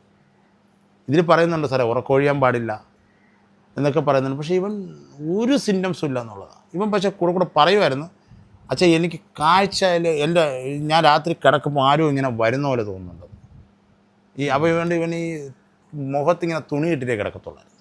അങ്ങനെ ഇപ്പം നമ്മുടെ ഈ ശ്രീകണ്ഠേശ്വരത്ത് 41 നിർമ്മാല്യം തൊഴുതായിരുന്നു. അതായത് ഇവൻ പോകുന്നതിൻ്റെ 2024 മാർച്ചിൽ ഇവൻ പോകുന്നു. 2023 ഡിസംബർ മാസം ഈ വൃശ്ചിക മാസത്തിൽ ഇവൻ പോയി 41 ദിവസം അവിടെ ശ്രീകണ്ഠേശ്വരത്ത് ഒരു ദിവസം പോലും മുടങ്ങാതെ പോയി തൊഴുതു. ഇവൻ 32ാമത്തെ തൊഴുവാൻ പോണേൻ്റെ അന്ന് ഞാൻ അവിടെ നിൽക്കുകയായിരുന്നു. എന്നെ വിളിച്ച് പറഞ്ഞു, അച്ഛാ ഞാൻ ഇവിടെ നിന്ന് ഗേറ്റിൽ നിന്ന് വെളിയിറങ്ങിയ സമയത്ത് ഒരു വലിയ രൂപം നിൽക്കും കണക്ക് എനിക്ക് തോന്നി വെച്ചാന്ന് പറഞ്ഞു. കൊച്ച് ഇവിടെ നിന്ന് ഇറങ്ങുന്ന സമയത്ത്. എന്നിട്ടും ഞാൻ വിട്ടില്ല അച്ഛാ, ഞാൻ പോയി. എന്നിട്ട് അവൻ പറയുന്നത് കുറച്ച് ദൂരം മുകളിലോട്ട്. അപ്പോൾ ആ രൂപം കയറി ഇവൻ്റെ ബാക്കിൽ ഇരുന്നു. എന്നിട്ട് അവൻ ഇങ്ങനെ തിരിഞ്ഞ് വണ്ടി ഓടിച്ച് പോയി. ഇവൻ റോഡിൽ ചിലപ്പോൾ എൻ്റെ ഒരു കൂട്ടുകാരുണ്ട്, അവനായിട്ടാണ് പോകുന്നത്. പിന്നെ അവനുമായിട്ട് ഇവൻ അങ്ങ് പോയി. അപ്പം ഞാനിവനോട് ഞാൻ എന്ത് ചെയ്തു, ഈ തൊട്ട് മുകളിൽ ക്യാമറയുണ്ട്. ഞാൻ പിറ്റേ ദിവസം അവരുടെ അടുത്ത് പോയിട്ട് പറഞ്ഞു, എനിക്ക് ആ ക്യാമറ വിഷ്വലൊന്ന് അയച്ചു തരാൻ പറ്റുമെന്ന് ചോദിച്ചു. അപ്പം ഇവർ അയച്ചു തന്നപ്പോൾ എനിക്ക് ആ രൂപം ഒന്നും, പക്ഷേ ഇവ ഇങ്ങനെ കൈ ഇങ്ങനെ പൊത്തുന്ന കാണാൻ പറ്റും. ഇവ ഇങ്ങനെ വണ്ടി ഓടിക്കുമ്പോൾ ഇപ്പോൾ എന്തെങ്കിലും ഉണ്ടെങ്കിൽ നമ്മളിങ്ങനെ ഒന്ന് കാണാതിരിക്കുമ്പോൾ ഇങ്ങനെ കൈ പൊത്തിയാണ് ഇവൻ വണ്ടി. അപ്പോൾ ഇവൻ ആ ഒരു രൂപം കണ്ടു എന്നുള്ള സത്യമാണ്. അല്ലെങ്കിൽ അവൻ ഇങ്ങനെ പേടിച്ചിങ്ങനെ കൈ പൊത്തിയാവും പോയിരിക്കുന്നത്. പറഞ്ഞ് തലേ ദിവസം പറഞ്ഞായിരുന്നു 39ാമത്തെ ദിവസം പറഞ്ഞു 40 അപ്പോൾ 39ാമത്തെ ദിവസം പറഞ്ഞ അമ്മ ശിവൻ വന്ന് ഇത്രയും ഭാഗം കാണിച്ചു തന്നില്ല, ഇത്രയും ഭാഗം. അപ്പം എനിക്ക് ഭയങ്കരമായ ഒരു കളിയാക്കാൻ പോലെയായിരുന്നു ഞാൻ. അങ്ങനെ ശിവൻ മനുഷ്യരെ പ്രത്യക്ഷപ്പെടാറില്ല, അങ്ങനെ ഈ ലോകത്ത് അങ്ങനെ ദൈവം പ്രത്യക്ഷപ്പെടുന്ന ഞാൻ കേട്ടിട്ടില്ല മോനെ. അതൊക്കെ നീ ചുമ്മാ നിന്റെ വിശ്വാസമാണ്, ഈ അമിതമായ ശിവഭക്തനായി പോയത് കൊണ്ടുള്ള വിശ്വാസം. ആക്ച്വലി ഇവന് ഇഷ്ടം മുരുകനെയാണ് ഇവന് ഇഷ്ടം. പക്ഷേ ഇവന് ശിവനിലോട്ട് പോകാൻ കാര്യം, ഞാൻ ശിവഭക്തനായിരുന്നു. ഞാൻ 99 തൊട്ട് ശിവനിലോട്ട് ഞാൻ ടാറ്റു ഒക്കെ കുത്തിയിട്ടുണ്ട് സാർ. ഇവിടെ തന്നെ എൻ്റെ നെഞ്ചിലൊക്കെ ഞാൻ ഭയങ്കരമായിട്ട് ശിവഭക്തനായിരുന്നു. ഞാൻ തിങ്കളാഴ്ച ദിവസം രാവിലെ 12 മണി തൊട്ട് രാത്രി 12, പിറ്റേന്ന് 6 മണി വരെ ഞാൻ ഫുഡൊന്നും കഴിക്കത്തില്ല. പട്ടാളത്തിൽ ഇരിക്കുമ്പോഴും പച്ച വെള്ളം പോലും കുടിക്കാതെ ഞാൻ വ്രതം നോക്കിയിട്ടുണ്ട്. വേറെ ഒന്നിനുമല്ല, ഒരു ഇതിനു വേണ്ടി. പിന്നെ രാത്രി നോൺ വെജ് കഴിച്ചിട്ടൊക്കെ. അപ്പം ഇത് കണ്ടുകൊണ്ടായിരിക്കണം അവൻ എന്നോടുള്ള വാശിക്കാണ്. അച്ഛന് തൊഴുവാൻ പറ്റിയില്ലല്ലോ നിർമ്മാല്യം, ഞാൻ തൊഴുവെന്നുള്ളൊരു ഇതിനാണ് അവൻ പോയി തൊഴുന്നത്. അപ്പം എന്നിട്ട് ഞാൻ അവനെ മാറ്റം നോക്കി. കാരണം നമ്മൾ ചെറിയ പ്രായം തൊട്ട് കേട്ടിട്ടുണ്ട്, ഈ നിർമ്മാല്യം തൊഴുവാൻ പോകുന്നവർക്ക് അനിഷ്ടങ്ങളൊക്കെ സംഭവിക്കും. അപ്പോൾ അത് പേടിച്ചിട്ട് ഞാൻ ഇവനോട് പലപ്പോഴും അങ്ങനെ തൊഴുവാൻ പാടാണ്, എന്തെങ്കിലും മുടക്കും എന്നൊക്കെ കേട്ടിട്ടുണ്ട് ചെറിയ പ്രായത്തിൽ. അപ്പം ഞാൻ ഇവനെ കൂടെ ഇവളടുത്ത് വിളിച്ച് പറയടി എങ്ങനെയും മുടക്കണം, കാരണം ഇവളെ അച്ഛനൊക്കെ വയസ്സായിരിക്കുകയാണ്, അവൻ എന്തെങ്കിലും ഒരു അനിഷ്ടം സംഭവിക്കുന്നത് പേടിച്ചിട്ട്. പക്ഷെ അവൻ്റെ ആ ഒരു ദൃഢനിശ്ചയത്തോടെ 41 ദിവസം 41 ദിനം തൊഴുതിട്ട് വന്നിട്ട് എന്നെ വിളിച്ച് കളിയാക്കുകയൊക്കെ ചെയ്തു. അച്ഛനെ കൊണ്ട് പറ്റി, അച്ഛൻ വലിയ ശിവഭക്തനല്ലേ, ഞാൻ തൊഴുതില്ല എന്നൊക്കെ ഭയങ്കര ഹാപ്പിയായിരുന്നു ആൾ. ആണ് നമ്മൾ ഇത്രയും ദൈവവിശ്വാസിയായ ഒരു കുട്ടിക്ക് ഒരു ആപത്ത് വരുമ്പം പോലും അപ്പോൾ ഇത് ഒരു ഇവൻ പോകുന്ന മാസത്തിൽ 13-ാം തീയതി ആയിരുന്നു ശിവരാത്രി. എനിക്കൊന്നും ഓർമ്മയുണ്ട് സാറേ. 13-ാം തീയതി ഞാനും എൻ്റെ മോനും കൂടെ ശിവാലയ ഓട്ടം പോയി. ഇതേപോലെ 3 മണിക്ക് ഇവിടെ നിന്ന് ഇറങ്ങി എന്നെ വിളിച്ചുകൊണ്ട്, അവൻ തന്നെ എന്നെ വിളിച്ചുകൊണ്ട് പോയി. അവൻ നിർബന്ധിച്ച്. ഞാൻ പറഞ്ഞു മോനെ എനിക്ക് വയ്യ, ഞാൻ പോകണ്ട, കാരണം ഞാനന്ന് ശിവരാത്രി വ്രതം എടുക്കണമെന്ന് ഇല്ല, അച്ഛൻ വന്നേ പറ്റുള്ളൂ എന്ന് പറഞ്ഞ് എന്നെയും വിളിച്ചുകൊണ്ട് പോയി. നമ്മൾ ആ ക്ഷേത്രങ്ങളിലെല്ലാം കയറി തൊഴുതിട്ട് വന്നെന്നുള്ളതാണ്. ഇവൻ തന്നെയാണ് ആ രാത്രി ഫുള്ള് വണ്ടി ഓടിച്ചത്, ഒരു പൊടി ഉറങ്ങാതെ. അതൊക്കെയാണ് എനിക്ക് ഇപ്പോഴും മനസ്സിലായി, ഇത്രയും 100 ദിവസമുള്ളൊരു കുട്ടി എങ്ങനെ ഇത്രയും ഉറക്കമൊഴിഞ്ഞിരുന്ന് വണ്ടി ഓടിച്ചെന്നുള്ളത്. അല്ല, ഇപ്പോഴും നമ്മൾ ഈ വീട്ടിൽ തന്നെ അത് നമുക്ക് പിന്നീടാണ് മനസ്സിലായത്. അതായത് അവൻ സാധാരണ രീതിയിലൊരു 10-11 മണിയാകുമ്പോൾ മുകളിൽ നിന്ന് താഴെ വന്ന് അടുക്കളയിൽ നിന്ന് മറ്റേ കട്ടൻ ചായ ഉണ്ടാക്കി നാരങ്ങ പിഴിഞ്ഞ് നാരങ്ങ കലക്കി ഫ്രിഡ്ജിൽ വെച്ചിട്ട് ഇവിടെ കിടന്നവൻ TV കാണും, ഈ നാരങ്ങ വെള്ളം തണുക്കാൻ വേണ്ടി. എന്നിട്ടാണ് ഇവ എടുത്തുകൊണ്ട് പഠിക്കാൻ വേണ്ടി പോയി. ഇപ്പോഴും നമ്മളൊരു 11:45-12 മണി ആയിക്കഴിഞ്ഞാൽ ഇവിടെ കിടന്നു കഴിഞ്ഞാൽ ഒന്നുകിൽ ആ ബാക്കിൽ എന്തെങ്കിലും ഒരു പാത്രങ്ങൾ വീഴുന്ന സൗണ്ട് കേൾക്കും, അല്ലെങ്കിൽ ഈ ഫ്രിഡ്ജ് താനേ ഓണാവും. അപ്പോൾ ഇവൾ പറയും ഞാൻ പോകണമെന്ന്, നിങ്ങളെ പാടായെന്ന് പറഞ്ഞ് നമ്മൾ TV ഉണ്ടെങ്കിൽ ഇവിടെ വെച്ച് പോകും. പിന്നെയും ഞാൻ ഇരിക്കുമെങ്കിൽ വീണ്ടും 2 പ്രാവശ്യമാണ് പാത്രം വീണിട്ടുണ്ട്. ഈ പാത്രം ഇങ്ങനെ അടുക്കളയിൽ നിന്ന് വീണ് ഒന്നിലും അടുക്കളയ്ക്കകത്തല്ല ഇവിടെ വീഴും. അപ്പോൾ നമുക്ക് മനസ്സിലായി അവനിവിടെ സ്ഥിരമായിട്ട് ഞാനിവിടെ കിടക്കത്തുള്ളൂ, ഇവിടെ കിടക്കാനുള്ള ഒരു ഞാൻ പിന്നെ അഴിച്ചങ്ങ് പോകും. പിന്നെ ഒരു ദിവസം നമ്മളിവിടെ TV വെച്ചപ്പോൾ TV താനേ ഓണായി. നമ്മൾ അകത്തുനിന്ന് ഇവിടെ എൻ്റെ അടുത്ത് വിളിച്ചു, ചേട്ടാ ഒരു TV ഓണായി കിടക്കുന്നു, പോയി നോക്കും. ഞാൻ എന്തിനാ ചേട്ടന് പേടിയാണോ പോകാൻ? ഞാൻ എൻ്റെ മോനെ ഞാനെന്തിനാണ് പേടിക്കുന്നത്? അവൻ വന്നെങ്കിൽ അവൻ ചെയ്തിട്ട് അവൻ പൊയ്ക്കോട്ടെ, അവൻ്റെ വീടല്ലേ എന്ന് പറഞ്ഞാൽ നമ്മൾ വന്നേയൊന്നുമില്ല. TV ഓണായി, അതെപ്പോഴും ഓഫായി, നമ്മളവിടെ കിടന്ന് ഉറങ്ങി. രാവിലെ വെച്ച് നോക്കിയപ്പോൾ ഒരു കുഴപ്പമില്ല. ഈ തന്നെ ഓണാവുകയും ഓഫാവുകയും ചെയ്തു. ഒറ്റൊരു പ്രാവശ്യം മാത്രം, അന്നൊരു ദിവസം മാത്രം നമ്മളകത്ത് കയറിയ സമയത്ത് സാറേ ഈ TV വീണ്ടും നമ്മൾ സിനിമ കണ്ടിന്യൂ ആയി. ഞാനും എല്ലാം അടച്ചു വെച്ചിട്ട് ഞാനിവിടെ കൂടെ കിടന്നൊരു ഞാൻ ഒന്ന് ഉറക്കം പിടിച്ചപ്പോൾ ഇവളെന്നെ തട്ടി വിളിച്ചിട്ട് ചേട്ടാ ഇത് TV ഓണായി കിടക്കുന്നത്, പോയി നോക്കാം. അപ്പോൾ ഞാൻ പറഞ്ഞാൽ എന്ത് TV ഇത് സൗണ്ട് കേൾക്കണം. അപ്പോൾ ഞാൻ എൻ്റെ കഴുത്തിൽ ഇങ്ങനെ തൊട്ട് തണുത്ത ഐസ് കട്ട പോലെ എന്തോ ഒരു ഇതുണ്ട് അമ്മ എന്ന് പറഞ്ഞു. പക്ഷെ കറക്റ്റ് നിങ്ങൾ ഇന്ന് പറഞ്ഞു. ഇന്നലെ അവൻ്റെ അനിയനും അതുപോലെ തന്നെ നമ്മൾ 12 മണിയായി ഇന്നലെ കിടന്നപ്പോൾ അവൻ ടക്കനെ എഴിച്ച് പെട്ടെന്ന് ലൈറ്റിട്ട് ഞാൻ ചോദിച്ചു എന്ത് മോനെ എന്ത് ഇങ്ങനെ നോക്കിയിട്ട് പിന്നെ കിടന്ന് രാവിലെ അവൻ എന്നോട് ചോദിച്ചു ചാച്ചാ എൻ്റെ അടുത്ത് ഇന്നലെ ഇപ്പോഴത്തെ ആരോ കിടന്നുവെച്ചാന്ന് പറഞ്ഞു. ഇതൊന്നും നമുക്കൊരിക്കലും ഒരാളിനോട് പറഞ്ഞ് പ്രതിഫലിക്കാൻ പറ്റത്തില്ല. കാരണം നമ്മൾ നമ്മളറിഞ്ഞ അനുഭവിക്കുന്ന ഒരു ഫീലാണത്. കാരണം സത്യം പറഞ്ഞാൽ ഇവൻ ഈ വന്ന് തുടങ്ങിയതിന് ശേഷമാണ് ഞാൻ ഒരുപാട് മാറിയത്. എനിക്കെല്ലാം നഷ്ടപ്പെട്ട് ഞാനൊരു വല്ലാത്ത സ്റ്റേജിലായിരുന്നു സാറേ. കാരണം ജീവിക്കണമെന്ന് തന്നെ എനിക്ക് ആഗ്രഹമില്ലായിരുന്നു.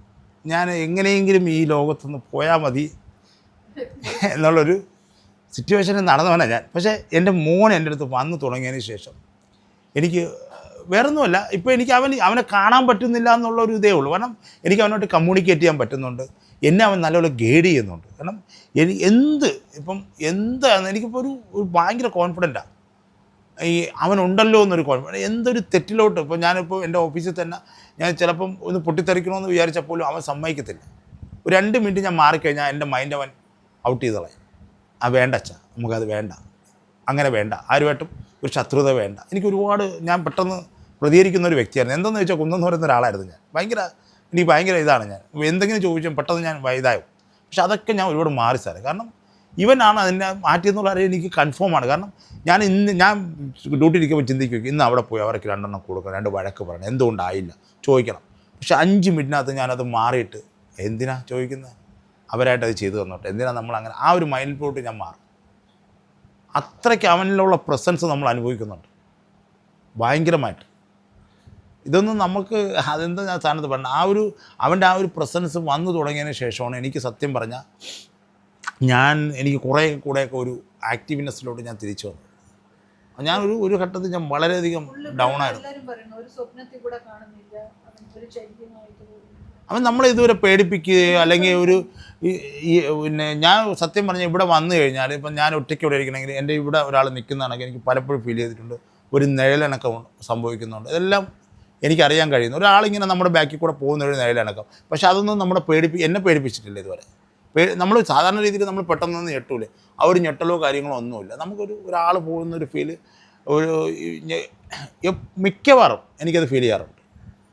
നമ്മൾ ബെഡ്റൂമിൽ നിന്ന് ഇറങ്ങി വരുമ്പോൾ ചില സമയത്ത് ഞാനിവിടെ റൂമിൽ നിന്ന് ഇങ്ങനെ ഇറങ്ങി വരുന്ന സമയത്ത് ഒരാളിങ്ങനെ പാസ് ചെയ്ത് നമുക്കറിയാം നമ്മുടെ ബാക്കിൽ കൂടെ ഒരാൾ പോകുന്ന കണക്ക് നമുക്ക് തോന്നും. ഇപ്പോൾ അത് നമുക്കൊരു ഗ്രാജുവലി ആയി. നമ്മളിപ്പോൾ തിരിഞ്ഞു പോലും നോക്കാറില്ല. ഇടയ്ക്ക് നമ്മൾ ഇങ്ങനെ പെട്ടെന്നുണ്ടെന്ന് തിരിഞ്ഞു, പക്ഷേ അങ്ങനെ ഒരു ഫീലിംഗേ ഇല്ല. കാരണം നമുക്കത് മനസ്സിലാക്കാൻ പറ്റും ഇവൻ വന്നിട്ട് പോയി എന്നുള്ളത്. അതെനിക്ക് തോന്നില്ല, നമ്മുടെ ഒരു അട്രാക്ഷനാണ് സാർ. ഇവൻ്റെ മനസ്സും എൻ്റെ മനസ്സും ആ ഒരു നിമിഷം അത് എനിക്കൊന്നും ഒരിക്കലും പ്രൊട്ടക്റ്റ് ചെയ്യാൻ പറ്റത്തുമില്ല, നമുക്ക് പറയാനും പറ്റത്തില്ല. എനിക്ക് അഡ്വാൻസ് ആയിട്ട് പറയാനും പറ്റത്തില്ല, ഇന്ന് എൻ്റെ മോൻ വരുമെന്ന് എനിക്ക് പറയാൻ പറ്റത്തില്ല. അവിടെ കിടക്കുന്ന ഒരു യാമം എന്ന് വേണമെങ്കിൽ പറയാം. ഒരു നിമിഷത്തിൽ എനിക്ക് എൻ്റെ കൈ വിറയ്ക്കപ്പോൾ എനിക്ക് മനസ്സിലാവും. എനിക്ക് കൈ വിറയ്ക്കുമ്പോൾ മനസ്സിലാവും 100% മോൻ വരാനുള്ള പരിപാടിയാണ്.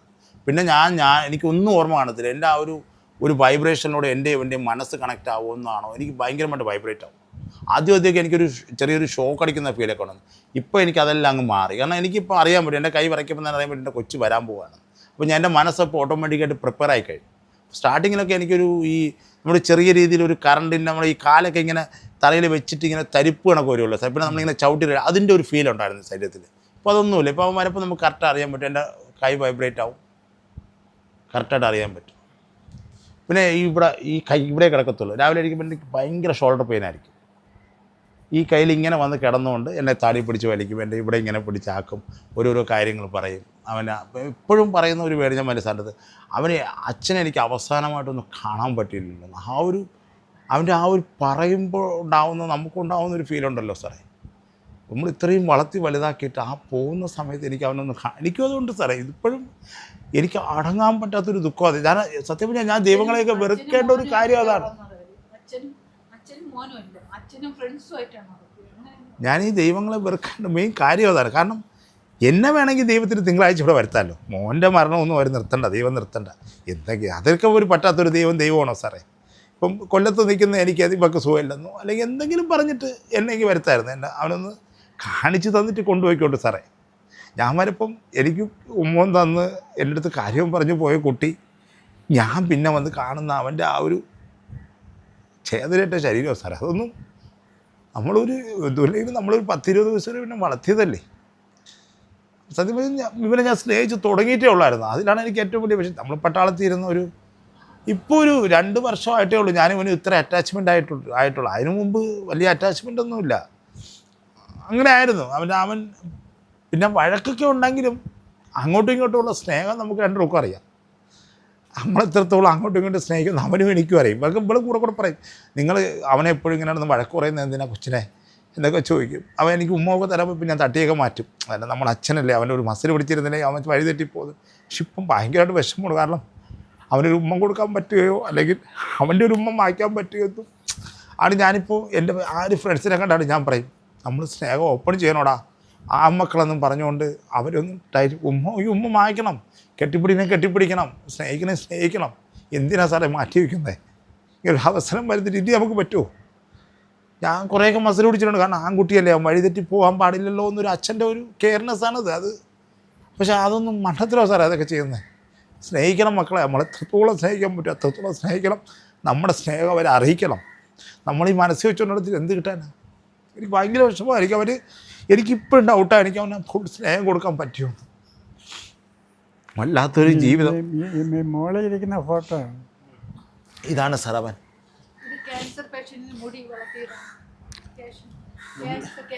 ക്യാൻസർ പേഷ്യന്റ് അവന്റെ കൂടെ പഠിക്കുന്ന ഒരു കുട്ടി ക്യാൻസർ ആയിരുന്നു. അപ്പൊ അതിന് റേഡിയേഷൻ എടുത്തോണ്ടിരിക്കുവായിരുന്നു. അപ്പം ആ മുടി ഇവന്റെ മുടിയാണ് കൊടുക്കുന്നത്. ഡൊണേറ്റ് ചെയ്യാൻ വേണ്ടി അവൻ വളർത്തിയതാ സാറേ. എല്ലാവർക്കും എല്ലാം ചെയ്യും, ബ്ലഡ് കൊടുക്കും. ഭയങ്കര പാവമാണ് സാർ അവൻ. 4-5 മന്ദബുദ്ധി പിള്ളേരുണ്ട്, അവർക്ക് ആഹാരം കൊടുക്കും എല്ലാ മാസവും. അവൻ തന്നെ വാരി കൊടുക്കും. എല്ലാം ചെയ്തിട്ട് ദൈവം എങ്ങനെ ചെയ്തവൻ. ഇങ്ങനെ ശരിക്കുള്ള പേരെന്തായിരുന്നു? സൂരജ് കൃഷ്ണ. എവിടെയാണ് പഠിച്ചത്? കേന്ദ്രീയ വിദ്യാലയം പട്ടം. ഫേസ് വളരെ ഫെമിലിയർ ആയിരുന്നു. അതാണ് ഞാൻ ചോദിച്ചത്. ഞാനെവിടെ വെച്ചോ കണ്ടിട്ടുണ്ടെന്നാണ് എൻ്റെ. പാവമായിരുന്നു സാർ അവൻ. എല്ലാവരും ക്ഷേത്രത്തിൽ സ്ഥിരം ഇതാണ്. പത്മനാഭ ക്ഷേത്രത്തിൽ വിളക്കൊക്കെ കത്തിക്കാൻ രാജാവിൻ്റെ ഒന്ന് പൈസയൊക്കെ കൊടുക്കുമായിരുന്നു രാജാവ്.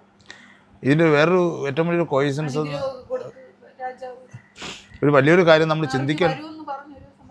സാറിപ്പോൾ ഇവിടെ വന്നുകൊണ്ട് ഞാൻ പറയണേ സാറേ, സാറിപ്പം തന്നെ പത്രത്തിലൊക്കെ എന്തുമാത്രം കേൾക്കുന്നത് ലഹരി അത് ഇതെന്നൊക്കെ കേൾക്കുന്നുണ്ട്. 20 വയസ്സായ ഒരു കുട്ടി ഈ പ്രായത്തിൽ നിർമ്മാല്യം തൊഴുവാൻ പോകണമെങ്കിൽ അവൻ എന്ത് മാത്രം ഇതായോ സാർ ചിന്തിച്ച്. ഇവൻ പോയതിനു ശേഷം നമ്മൾ ഇവൻ്റെ റൂം ഫുള്ള് അടുക്കി വെച്ചു. ഒരു സാധനം നമുക്ക്, അതായത് അൺഎക്സ്പെക്റ്റഡ് ആയിട്ട് ഒരു സാധനം പോലും നമുക്ക് അവിടെ നിന്ന് കിട്ടിയിട്ടില്ല സാർ. ഞാൻ പട്ടാളക്കാരനാണ്, ഇവിടെ ബോട്ടിലും കാര്യങ്ങളൊക്കെ ഉണ്ട്. നമ്മൾ എൻ്റെ ഫ്രണ്ട്സൊക്കെ അത്രയും ഇൻറ്റിമേറ്റ് ഫ്രണ്ട്സ് വന്നാൽ നമ്മൾ അവിടെ ഇരുന്ന് കഴിക്കും. പക്ഷേ ഇതുവരെ അവൻ ഒരു പ്രാവശ്യം പോലും ആ ബോട്ടിൽ അങ്ങനെയുള്ള ഒരു ഹാബിറ്റ്നെസ്സും ഇല്ല അവൻ. ആ ലൈറ്റ് കത്തിയില്ലേ സാറേ, ആളിവിടെ തന്നെ ഉണ്ട്. ആ ലൈറ്റ് കത്തിയുണ്ടോ സാറിന്? ആ ഫ്രിഡ്ജിൽ ലൈറ്റ് കത്തിയാണ്. അന്ന് ചോദിച്ച ഓർമ്മയുണ്ടോ? ലൈറ്റ് കത്തിയ കുട്ടുണ്ടോ എന്ന് ചോദിച്ചില്ല. അതെ, അതിനുള്ള മറുപടി ഇന്ന് രോഹിത് ഭായിക്ക് കൊടുത്തത്.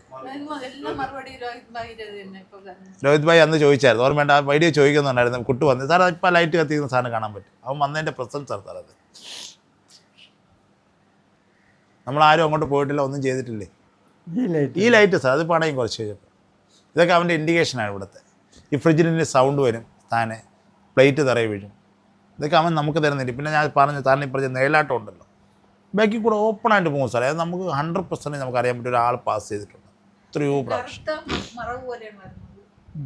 അല്ല, ഈ ലൈറ്റ് എന്തിൻ്റെ ഇൻഡിക്കേഷനാണ്? അവൻ വന്നു എന്നുള്ളതിൻ്റെ പ്രസൻസ്, അവൻ്റെ പ്രസൻസ് അറിയിക്കുന്നതാണ് സാർ. ഇതൊക്കെ നമുക്ക്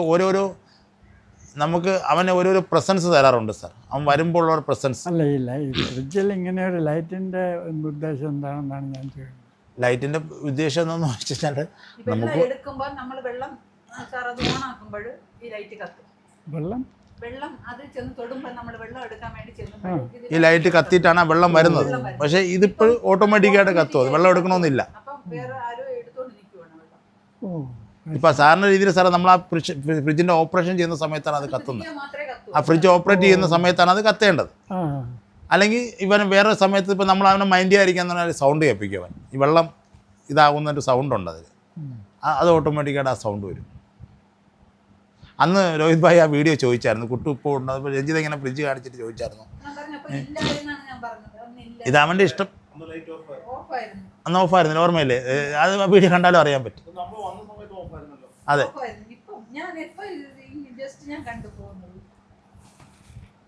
അവൻ ഒരിക്കലും നമ്മളെ വിട്ടൊന്നും പോകാൻ പറ്റില്ല.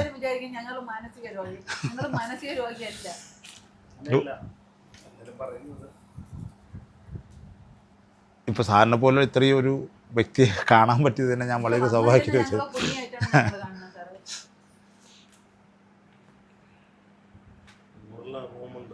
സാറേ റൂമോണി ഒന്ന് കാണാം സാർ മോൾ പോവാം സാർ. എടി അവനകത്തോട്ടാക്കാൻ വെളിയിൽ നിൽക്കുന്നു.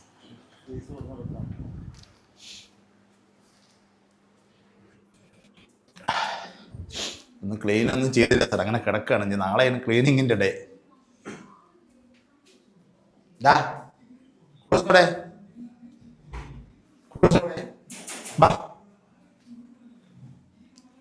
കുട്ടു മോനെ, അച്ഛൻ വരാണേ. ഡാ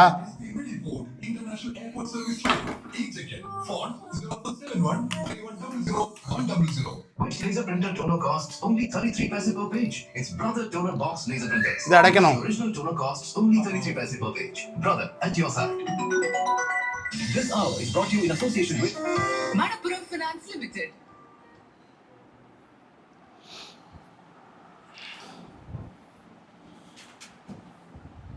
ഇതവൻ്റെ എല്ലാ ഏജിലും ഉള്ള ഫോട്ടോസാണ് സാറേ. എല്ലാ ഏജിലുള്ളതും ഉണ്ട് അവൻ്റെ. നമ്മൾ കറങ്ങാൻ പോയതും ഇതവൻ അവസാനമായിട്ട് അവൻ്റെ അവസാനത്തെ ബർത്ത്ഡേക്കുള്ള ഇതായിരുന്നു. 2024 ജനുവരി മാസം 13-ാം തീയതി എടുത്തതാണ്. ഇതവൻ അവസാനമായിട്ട് അറ്റൻഡ് ചെയ്തൊരു കല്യാണ പാർട്ടിയാണ്. ഈ ഇതിനാണ് അവൻ ഷർട്ടും പിടിച്ചിട്ട് എനിക്ക് അവന് ഒരേ ഷർട്ട് വേണമെന്ന് പറഞ്ഞുകൊണ്ട് എന്നെ കൊണ്ട് എടുപ്പിച്ചതാണ്. ഇതുവരെ അവൻ പറഞ്ഞിട്ടേ ഇല്ല. ആ ഒരു പ്രാവശ്യം എന്നോട് പറഞ്ഞ് ഈ 2 ഷർട്ടും എൻ്റെ അച്ഛൻ്റെ ഷർട്ട് വെള്ള വേണമെന്ന് പറഞ്ഞ് എന്നെ കൊണ്ട് എടുപ്പിച്ചു. 2 ഷർട്ട് എടുത്ത് അങ്ങനെ നമ്മൾ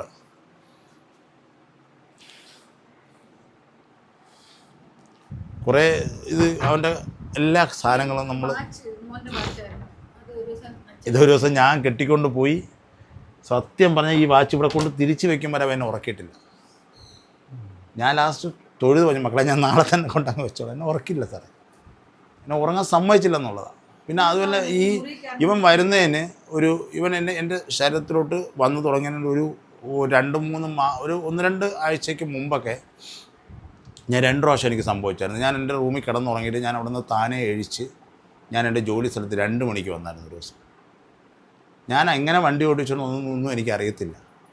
ഞാൻ എൻ്റെ അവിടെ നിന്ന് ഒരു 1/2 കിലോമീറ്റർ ഉണ്ട് ഞാൻ കിടക്കുന്നുണ്ടോ എൻ്റെ ജോലി സ്ഥലം. ഞാൻ 2-2:30 മണിക്കാണെന്ന് തോന്നുന്നു. പിറ്റേ ദിവസം ഇവരാണ് എന്നോട് പറഞ്ഞത്. ആ ഗേറ്റിൽ നിന്നവരൊക്കെ എനിക്ക് ഗുഡ് മോർണിംഗ് പറഞ്ഞിട്ടോട് ഞാൻ മൈൻഡ് ചെയ്തില്ല. കാരണം ഞാൻ ഗുഡ് മോർണിംഗ് പറഞ്ഞാൽ ഹായ് എന്നൊക്കെ പറഞ്ഞ് 2 മിനിറ്റ് സംസാരിച്ചിട്ടേ പോകുന്നത്. പക്ഷേ ഞാൻ അവരെന്നെ അന്തം വിട്ടു, ഇവ എന്ത് പറ്റും. ഞാൻ നേരെ പോയി എൻ്റെ ഡ്രസ്സിംഗ് റൂമിൽ പോയി അവിടെ അങ്ങ് ഇരുന്ന് കുറേ കഴിഞ്ഞപ്പോൾ അവിടെ കിടന്നങ്ങ് ഉറങ്ങി. രാവിലെ കഴിച്ച് തന്നെ ആരോ ഒന്ന് വിളിച്ചപ്പോൾ ഞാൻ റൂമിൽ നിന്ന് പോയി ചാടി കഴിച്ച് നോക്കുമ്പോൾ ഞാൻ ഇവിടെ കിടക്കുക. ഞാൻ അവരോട് ചോദിക്കുക, ഞാൻ ഇന്നലെ ഡ്യൂട്ടി കഴിഞ്ഞ് അവിടെ പോയില്ല എന്നാണ് ചോദിക്കുന്നത്. ഞാൻ 2 പ്രാവശ്യം അങ്ങനെ സംഭവിച്ചായിരുന്നു. എനിക്ക് പോലും അറിയത്തില്ല ഞാൻ എങ്ങനെ വണ്ടി ഓടിച്ചുകൊണ്ട് അവിടെ നിന്ന് ഇവിടെ വന്നൊന്നും അറിയത്തില്ല. എന്ത് സംഭവം ഈ ഗേറ്റിലുള്ളവരുണ്ടോ സുൽസാറെ രാവിലെ ഞാൻ സാറിൻ്റെ ഗുഡ് മോർണിംഗ് പറഞ്ഞിട്ട് സാറ് പറഞ്ഞില്ലല്ലോ എന്ന് പറയുമ്പോഴാണ് അതിൻ്റെ സിഗ്നിഫിക്കൻസ് എന്താണ്? എനിക്കറിയത്തില്ല സാർ. കാരണം ഇവർ പറയുമ്പോഴാണ്. അപ്പോൾ ഇവളെ പേടിച്ചിട്ട് ഇവളെന്നെ പേടിച്ചിട്ട് വിളിക്കുമായിരുന്നു. ഇവള് വിളിച്ച് ചോദിക്കും കൂടെ ചേട്ടാ ഉണ്ടോ, ചേട്ടൻ രാവിലെ എണീറ്റ് വേണം. ഇവർക്ക് പേടിയായിപ്പോയി. കാരണം ഇത്രയും ദൂരം നമ്മൾ വണ്ടി ഓടിച്ച് എനിക്കും അറിയത്തില്ല ഞാൻ എങ്ങനെ അവിടെ നിന്ന് വണ്ടി സ്റ്റാർട്ട് ചെയ്തെന്നോ വണ്ടി അവിടെ നിന്ന് ഇറക്കിയെന്നോ ഞാൻ എങ്ങനെ കമ്പനിയിൽ എത്തിയോന്നോ എനിക്കറിയത്തില്ല സത്യം പറഞ്ഞാൽ. ഈ പറഞ്ഞ കണക്ക് ഈ ബാത്റൂമിൽ കൈ കട്ട് ചെയ്തു. ഭയങ്കര പരിവർഷമാണ്. അതിനുശേഷം 4 ദിവസം കഴിഞ്ഞപ്പോൾ ഓർമ്മയൊന്നുമില്ല ICUയിൽ. അപ്പോൾ ഞങ്ങൾക്ക് പിന്നെ ഒന്നുമില്ലല്ലോ, ഒരു കൊച്ചുപോലെ ഞാൻ മാത്രമേ മക്കളെ ഞങ്ങൾക്ക് ആരുമില്ലാത്ത നീ പോയി ഞങ്ങളെ കൂടെ കൊണ്ടുപോകത്തുണ്ട്. ഇപ്പോഴും ഞങ്ങൾ 26-ാം തീയതി മുമ്പേ ഞങ്ങൾ പോകണമെന്ന് പറഞ്ഞു സഹിക്കാൻ പറ്റും. ഓരോ ദിവസം കഴിയുന്തോറും അവൻ്റെ പ്രസൻസ് കൂടി വരുന്നല്ലാതെ ഒന്നും കുറയുന്നില്ല സാറേ. ഞാൻ കേട്ടിട്ടുണ്ട് കാലം കഴിയും തോറും നമ്മളെല്ലാം മറന്നു പോകുന്ന. പക്ഷെ നമുക്ക് ഓരോ ദിവസം കഴിയും തോറും കൂടി വരുന്നതായിട്ടാണ് എനിക്ക് തോന്നുന്നത്. കാരണം പറ്റുന്നില്ല സാർ. അതായത് അവൻ ലാസ്റ്റ് കിടന്ന ബെഡ്ഷീറ്റ് കാര്യങ്ങളൊന്നും നമ്മൾ മാറ്റിയിട്ടില്ല. വളരെയധികം സങ്കടങ്ങളൊക്കെ വരുമ്പോൾ കുറേ സമയം ഇവിടെ ഒന്ന് ഇങ്ങനെ കിടക്കും. അപ്പം നമ്മൾ ഇവിടെ ഒന്ന് കിടന്ന് കുറേ കഴിയുമ്പോൾ ഇപ്പം ഞാനിവിടെ ഇരുന്നല്ലോ സാറേ. ഞാനിപ്പോൾ ഇങ്ങനെ ഇരിക്കുമ്പം ഇപ്പോൾ ഇവിടെ ഇരുന്ന് കുറച്ച് കഴിയുമ്പോഴത്തേക്ക് നമുക്ക് ഓട്ടോമാറ്റിക്കായിട്ട് അറിയാൻ പറ്റും ഈ താഴ്ന്നതായിട്ട്. അത് നമുക്ക് മനസ്സിലാക്കും. അപ്പോൾ ഇവൻ നമ്മുടെ അടുത്ത് വന്നിട്ടുണ്ടെന്ന് നമുക്ക് അറിയാൻ പറ്റും. നമുക്കത് ഇനി ഉൾവിളി കൊണ്ട് തോന്നുന്നതാണോ എന്ന് എനിക്കറിയത്തില്ല. പക്ഷേ എനിക്ക് 2-3 പ്രാവശ്യം അത് ഫീൽ ചെയ്തിട്ടുണ്ട്. ഞാൻ ചില സമയത്ത് താഴ്ന്നൊക്കെ വിഷമിച്ചു വന്ന് ഇവിടെ ഇങ്ങനെ ഇങ്ങനെ കിടക്കത്തുള്ളൂ. കിടക്കുന്ന സമയത്ത് നമുക്ക് കുറേ കഴിയുമ്പോഴത്തേക്ക് നമുക്ക് അറിയാൻ പറ്റും ഒരാൾ ഇതിൽ വന്ന് ഇരുന്നതായിട്ട് നമുക്ക് തോന്നും. ഭയങ്കര പ്രസൻസ് എന്ന് പറഞ്ഞാൽ നമുക്ക് പറഞ്ഞറിയിക്കാൻ പറ്റാത്തത് പ്രസൻസ് ഉണ്ട്. അത് നമ്മൾ പ്രൂവ് ചെയ്യാനൊന്നും നമ്മുടെ കയ്യിലൊന്നുമില്ല. എന്നാലും നമുക്ക് ആ ഒരു ഇതുണ്ട്.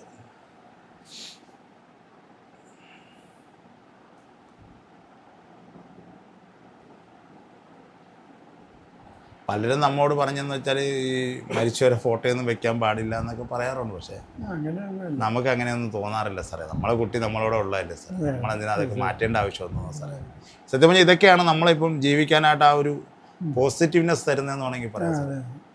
സത്യമായിട്ടുള്ള കാര്യമാണ് സാറേ. ഇതിപ്പം ഇവൻ ഉണ്ട് എന്നുള്ളൊരു വിശ്വാസത്തിലാണ് ഞാനും എൻ്റെ വൈഫ് ഒന്ന് മുൻപോട്ട് പോയി. കാരണം ഇവൻ നമ്മളെ വിട്ട് പോയിട്ടില്ല. ആ ഒരു ഇതിലോട്ട് നമ്മൾ ആ ഒരു കോൺസെപ്റ്റിലോട്ട് നമ്മൾ എത്തിക്കഴിഞ്ഞു. എൻ്റെ മോൻ അവനിപ്പം നിങ്ങളെപ്പോലെ നമുക്ക് അവനെ കാണാൻ പറ്റുന്നില്ലല്ലോ, നമ്മളോട്ട് കമ്മ്യൂണിക്കേറ്റ് ചെയ്യാൻ പറ്റുന്നുണ്ട്. അവൻ്റെ ആവശ്യം നമ്മൾ അറിയിക്കാറുണ്ട്.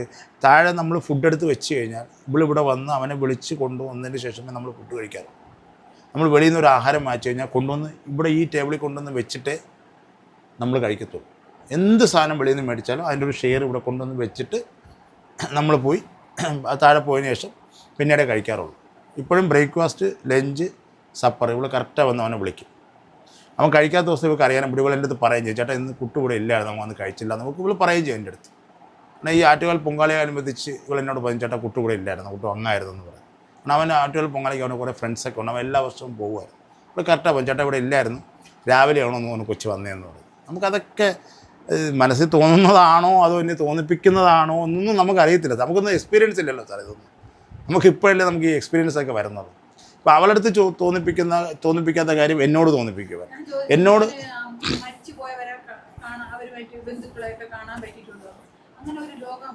അവൻ അതിനെപ്പറ്റി ഇതുവരെ ഒന്നും പറഞ്ഞിട്ടില്ല.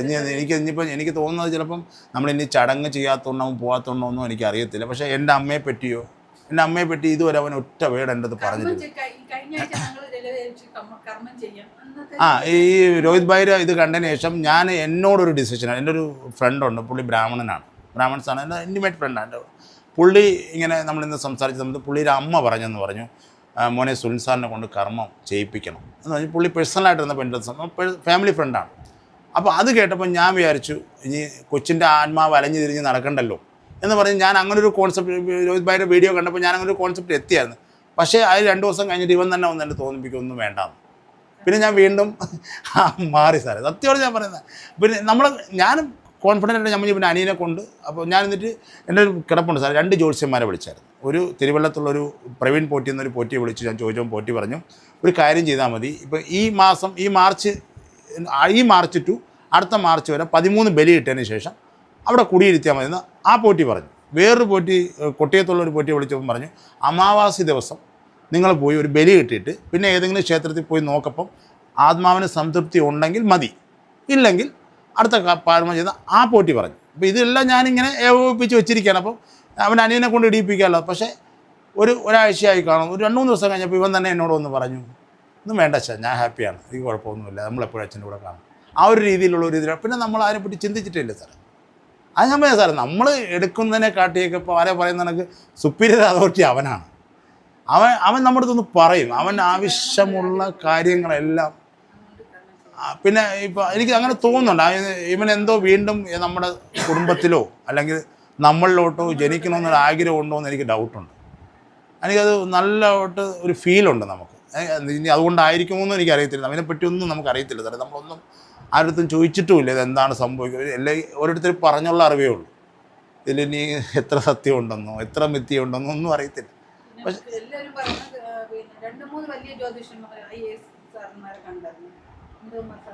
നന്ദകുമാർ സാർ IAS സാർ എൻ്റെ അളിയൻ്റെ. അപ്പം നമ്മൾ അവിടെയും പോയി സാറിനെയും ഒരു വർഷം കൺസെപ്റ്റ് കണ്ടായിരുന്നു. അപ്പം സാറും അങ്ങനെ വൈഡായിട്ടൊന്നും പറഞ്ഞില്ല.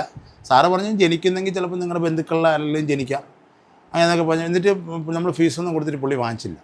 പുള്ളി പറഞ്ഞു വേണ്ട, എനിക്ക് ഫീസൊന്നും വേണ്ട. അത് പുള്ളിയുടെ അവിടെ ഒരു ദേവി ഇരിപ്പുണ്ട്, ആ ദേവി പറയുന്നുണ്ട് വാങ്ങിക്കരുത്. പുള്ളി എൻ്റെ ഓപ്പണായിട്ട് പറഞ്ഞ സംഭവമാണ്. ഈ മോൻ പോയി ഒരു 41 കഴിഞ്ഞതിന് ശേഷം അളിയൻ്റെ കെയർ ഓഫിൽ അളിയന് ഭയങ്കര പരിചയം. പുള്ളി നന്ദകുമാർ സാറിനെ പോയി കണ്ട് നന്ദകുമാർ സാറും പറഞ്ഞ അതാണ്, ഈ കർമ്മം ചെയ്യുന്നത് കൊണ്ടൊന്നും നമ്മളൊരിക്കലും നമ്മുടെ മോന് ദ്രോഹം വരുന്ന ഒന്നും നമ്മൾ ചെയ്യാൻ ആഗ്രഹിക്കത്തില്ല സാറേ. പക്ഷേ അവൻ തന്നെ വന്ന് നമ്മളോട് വേണ്ടാന്ന് പറയുമ്പോൾ നമ്മൾ പിന്നെ എങ്ങനെയാണ് സാർ അത് ചെയ്യുന്നത്? അതൊരു ഫാക്റ്റാണ്. ഇപ്പം രോഹിത് ഭായിയുടെ വീഡിയോ കണ്ട് ഞാൻ ഈ ബ്രാഹ്മണൻ എന്ന് പറഞ്ഞ പുള്ളിയുടെ അമ്മ പറഞ്ഞപ്പം കൂടെ കേട്ടപ്പോൾ എനിക്ക് മാനസികമായിട്ട് ഭയങ്കര ടെൻഷനാണ്. എൻ്റെ കൊച്ചിനെ അലഞ്ഞുകൊണ്ട് നടക്കുമോ, അങ്ങനെയാണ് നമ്മൾ ഈ ഒരു കോൺസെപ്റ്റിലോട്ട് ഞാനില്ല. പക്ഷേ അവൻ തന്നെ വന്ന് പറഞ്ഞു അച്ഛാ അതിനൊന്നും ആവശ്യമില്ല അച്ഛാ, ഞാൻ ഹാപ്പിയാണ്, ഞാൻ എപ്പോഴും അച്ഛൻ്റെ കൂടെ കാണുമെന്നുള്ള രീതിയിലുള്ള അറ്റ്മോസ്ഫിയർ അവൻ നമുക്ക് തന്നു. കല്ലറ പോയി ശരിക്കും ആൾക്കാർ പോകുന്നുണ്ട് എറണാകുളത്ത് നമ്മൾ അവിടെ അവൻ്റെ കല്ലറയിൽ പോയൊരു കല്ലറ പോയി തൊഴണം. അവര് 2-3 മണിക്കൂറാണ് അവിടെ ഇരിക്കണേ. ഇതിപ്പം അവൻ ബർത്ത്ഡേക്ക് പറഞ്ഞിട്ട് നമ്മൾ മേടിച്ച് വെച്ചതാണ് സാർ. എൻ്റെ സ്വപ്നത്തിൽ ഒന്ന് എൻ്റെ ഇതിലൊന്ന് പറഞ്ഞതാണ് എനിക്ക് US പോളോയുടെ ഷർട്ട് തന്നെ വേണമെന്ന്. അങ്ങനെ ഞാൻ മേടിച്ച് വെച്ചതാണ് സാറേ. അതല്ല സാർ, കറക്റ്റ് അവന് വേണ്ട സംഭവങ്ങളൊക്കെ അവൻ ഇന്നും നമ്മോട് ചോദിച്ച് മേടിക്കുന്നുണ്ടെന്നുള്ളതാണ്. ചോദിച്ച് മേടിക്കും. അവൻ്റെ അത് പറഞ്ഞു, അച്ഛാ എനിക്ക് എൻ്റെ കേക്കിൽ എൻ്റെ ഫോട്ടോ വേണമെന്ന് പറഞ്ഞു. അത് വെച്ച് തന്നെ നമ്മൾ അടിച്ചു, അവിടെ കൊണ്ടുപോയി തന്നെ മുറിച്ചു. അത്ര അതൊന്നും ഞാൻ പറയില്ല സാർ. നമുക്കിതൊക്കെ അവൻ കറക്റ്റായിട്ട് ഒരു വഴികാട്ടി കണക്കൊന്ന് ചെയ്യുന്നുണ്ട് സാർ. ഇതിപ്പോൾ നമുക്ക് വേറെ എന്താ വേണ്ടേ? അവനില്ല, അവൻ നമ്മളോടത്ത് പ്രസൻസ് ആയിട്ട്, അതായത് നമ്മളിപ്പോൾ ലൈവായിട്ട് ഇല്ലാന്നതേ ഉള്ളൂ. ബാക്കിയുള്ള എല്ലാം ഇപ്പം നമ്മുടെ ജീവിതം നയിക്കുന്ന അവൻ തന്നെയാണ്. അതുകൊണ്ടാണ് നമ്മളിപ്പം സത്യം പറഞ്ഞാൽ ഇവിടെ ജീവിച്ചിരിക്കുന്നത്. അവൻ്റെ ആ പ്രസൻസ് വന്നു തുടങ്ങിയതിന് ശേഷം നമുക്ക് ജീവിക്കണമെന്നൊരു ജീവിക്കണമെന്നുള്ള ഇവിടെ എന്തെങ്കിലും ഒരു സാധനം അവന് കൊടുക്കാതെ കഴിച്ചിട്ടുണ്ടെങ്കിൽ അവൾ വൈകിട്ട് രാത്രി എൻ്റെ അടുത്ത് കിടക്കുമ്പോൾ ചേട്ടാ എനിക്ക് വയറുവേദന എടുക്കണം. ഒരു ദിവസം ഇവിടെ എള്ളുണ്ട മേടിച്ചിട്ടുണ്ട്, അവന് കൊടുത്തില്ല. ഞാൻ ഇവിടെ കൊണ്ടുവന്ന് കഴിച്ചു. രാത്രി അപ്പോൾ എന്നെ ചേട്ടാ എനിക്ക് വയറുവേദന എടുക്കുന്നത്. അപ്പോൾ ഞാൻ ചോദിച്ചു നീ കുട്ടൂനെ വെച്ച് കൊടുക്കാൻ കഴിച്ചത് എള്ളുണ്ട കഴിച്ചെന്ന് പറഞ്ഞു. അവളന്ന് രാത്രി ഉറങ്ങിയിട്ടില്ല. അപ്പോൾ ഈ കുട്ടുവിന് വെക്കുന്ന സാധനം പിന്നെ നിങ്ങൾ കഴിക്കും. ഇവിടെ കൊണ്ട് വെച്ചിട്ട് ഒന്നിലും അവൻ്റെ അനിയൻ കഴിക്കും, അല്ലെങ്കിൽ നമ്മൾ കഴിക്കും. കളയത്തൊന്നുമില്ല സാറേ. താഴെ അത് കണക്ക് തന്നെ അവൾ ഇങ്ങനെ ടേബിളിൽ ഇങ്ങനെ വിളമ്പി വെക്കും. ഒരു വിത്തിൻ 5 മിനിറ്റ് ഇവിടെ നിന്ന് താഴെ നിന്ന് വിളിച്ചോണ്ട് അതിനുശേഷം ഞാൻ കഴിക്കും. അവിടെ നിന്ന് ഞാൻ കഴിക്കും. അത് നമുക്കറിയാൻ പറ്റും സാറേ. അല്ലെങ്കിൽ ഞാൻ ആ ഫുഡിൽ പോയിരുന്നാലും ഞാൻ ഇവളോട് ചോദിക്കും, ഈ കുട്ടനെ വിളിച്ചോന്ന് ചോദിക്കും. ഓട്ടോമാറ്റിക്കായിട്ട് നമ്മൾ ചോദിക്കും. പിന്നെ അതെനിക്ക് എല്ലാ ദിവസവും ഇവന് വെള്ളം ഇവിടെയും എടുത്ത് വയ്ക്കും, താഴെ എടുത്ത് വയ്ക്കും വൈകിട്ടായപ്പോഴത്തേക്ക്.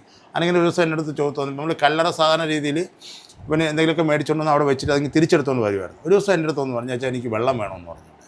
ഇപ്പോഴും നമ്മളൊരു ബോട്ടിൽ വെള്ളം അവിടെ വെച്ചിട്ടേ വരത്തുള്ളൂ. ഈ ഇടക്കാലത്ത് ഒരു 2 മാസത്തിനിടയ്ക്ക് എനിക്ക് തോന്നിപ്പിച്ച് എനിക്ക് അവിടെ കുടിക്കാൻ വെള്ളം വെക്കണമെന്ന്. എപ്പോഴും നമ്മളവിടെ വെള്ളം വെച്ചിട്ടുണ്ട്. ഒരു പ്രാവശ്യം എന്നോട് ഒന്ന് പറഞ്ഞു,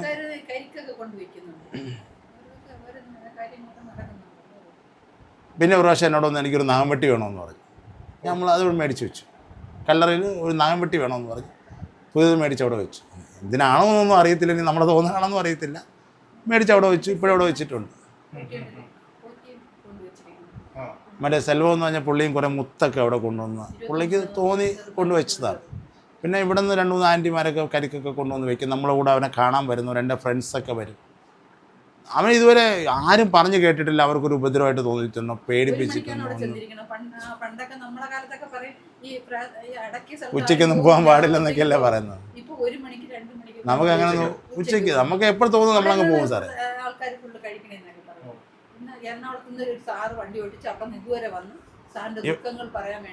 ഇവൻ്റെ പഠിപ്പിച്ച സാറ് ദീപു സാറെന്ന് പറഞ്ഞിട്ട് പുള്ളി നമ്മളെ വിളിച്ച് ലൊക്കേഷൻ ചോദിച്ചു. അവിടെ പോയിരുന്നു. ഒരു 1-1.5-2 മണിക്കൂർ അവിടെ ഇരുന്ന് സാറ് കരിക്കൊക്കെ കൊണ്ട് വെച്ച് തിരിച്ച് ഇവിടെ സാറ് വന്ന് ഇവിടെ കണ്ടിട്ടാണ് പോയത്. എറണാകുളത്താണ് പഠിച്ചത്? അല്ല സാറേ, അവൻ KV പഠിച്ചത്. KV പട്ടം.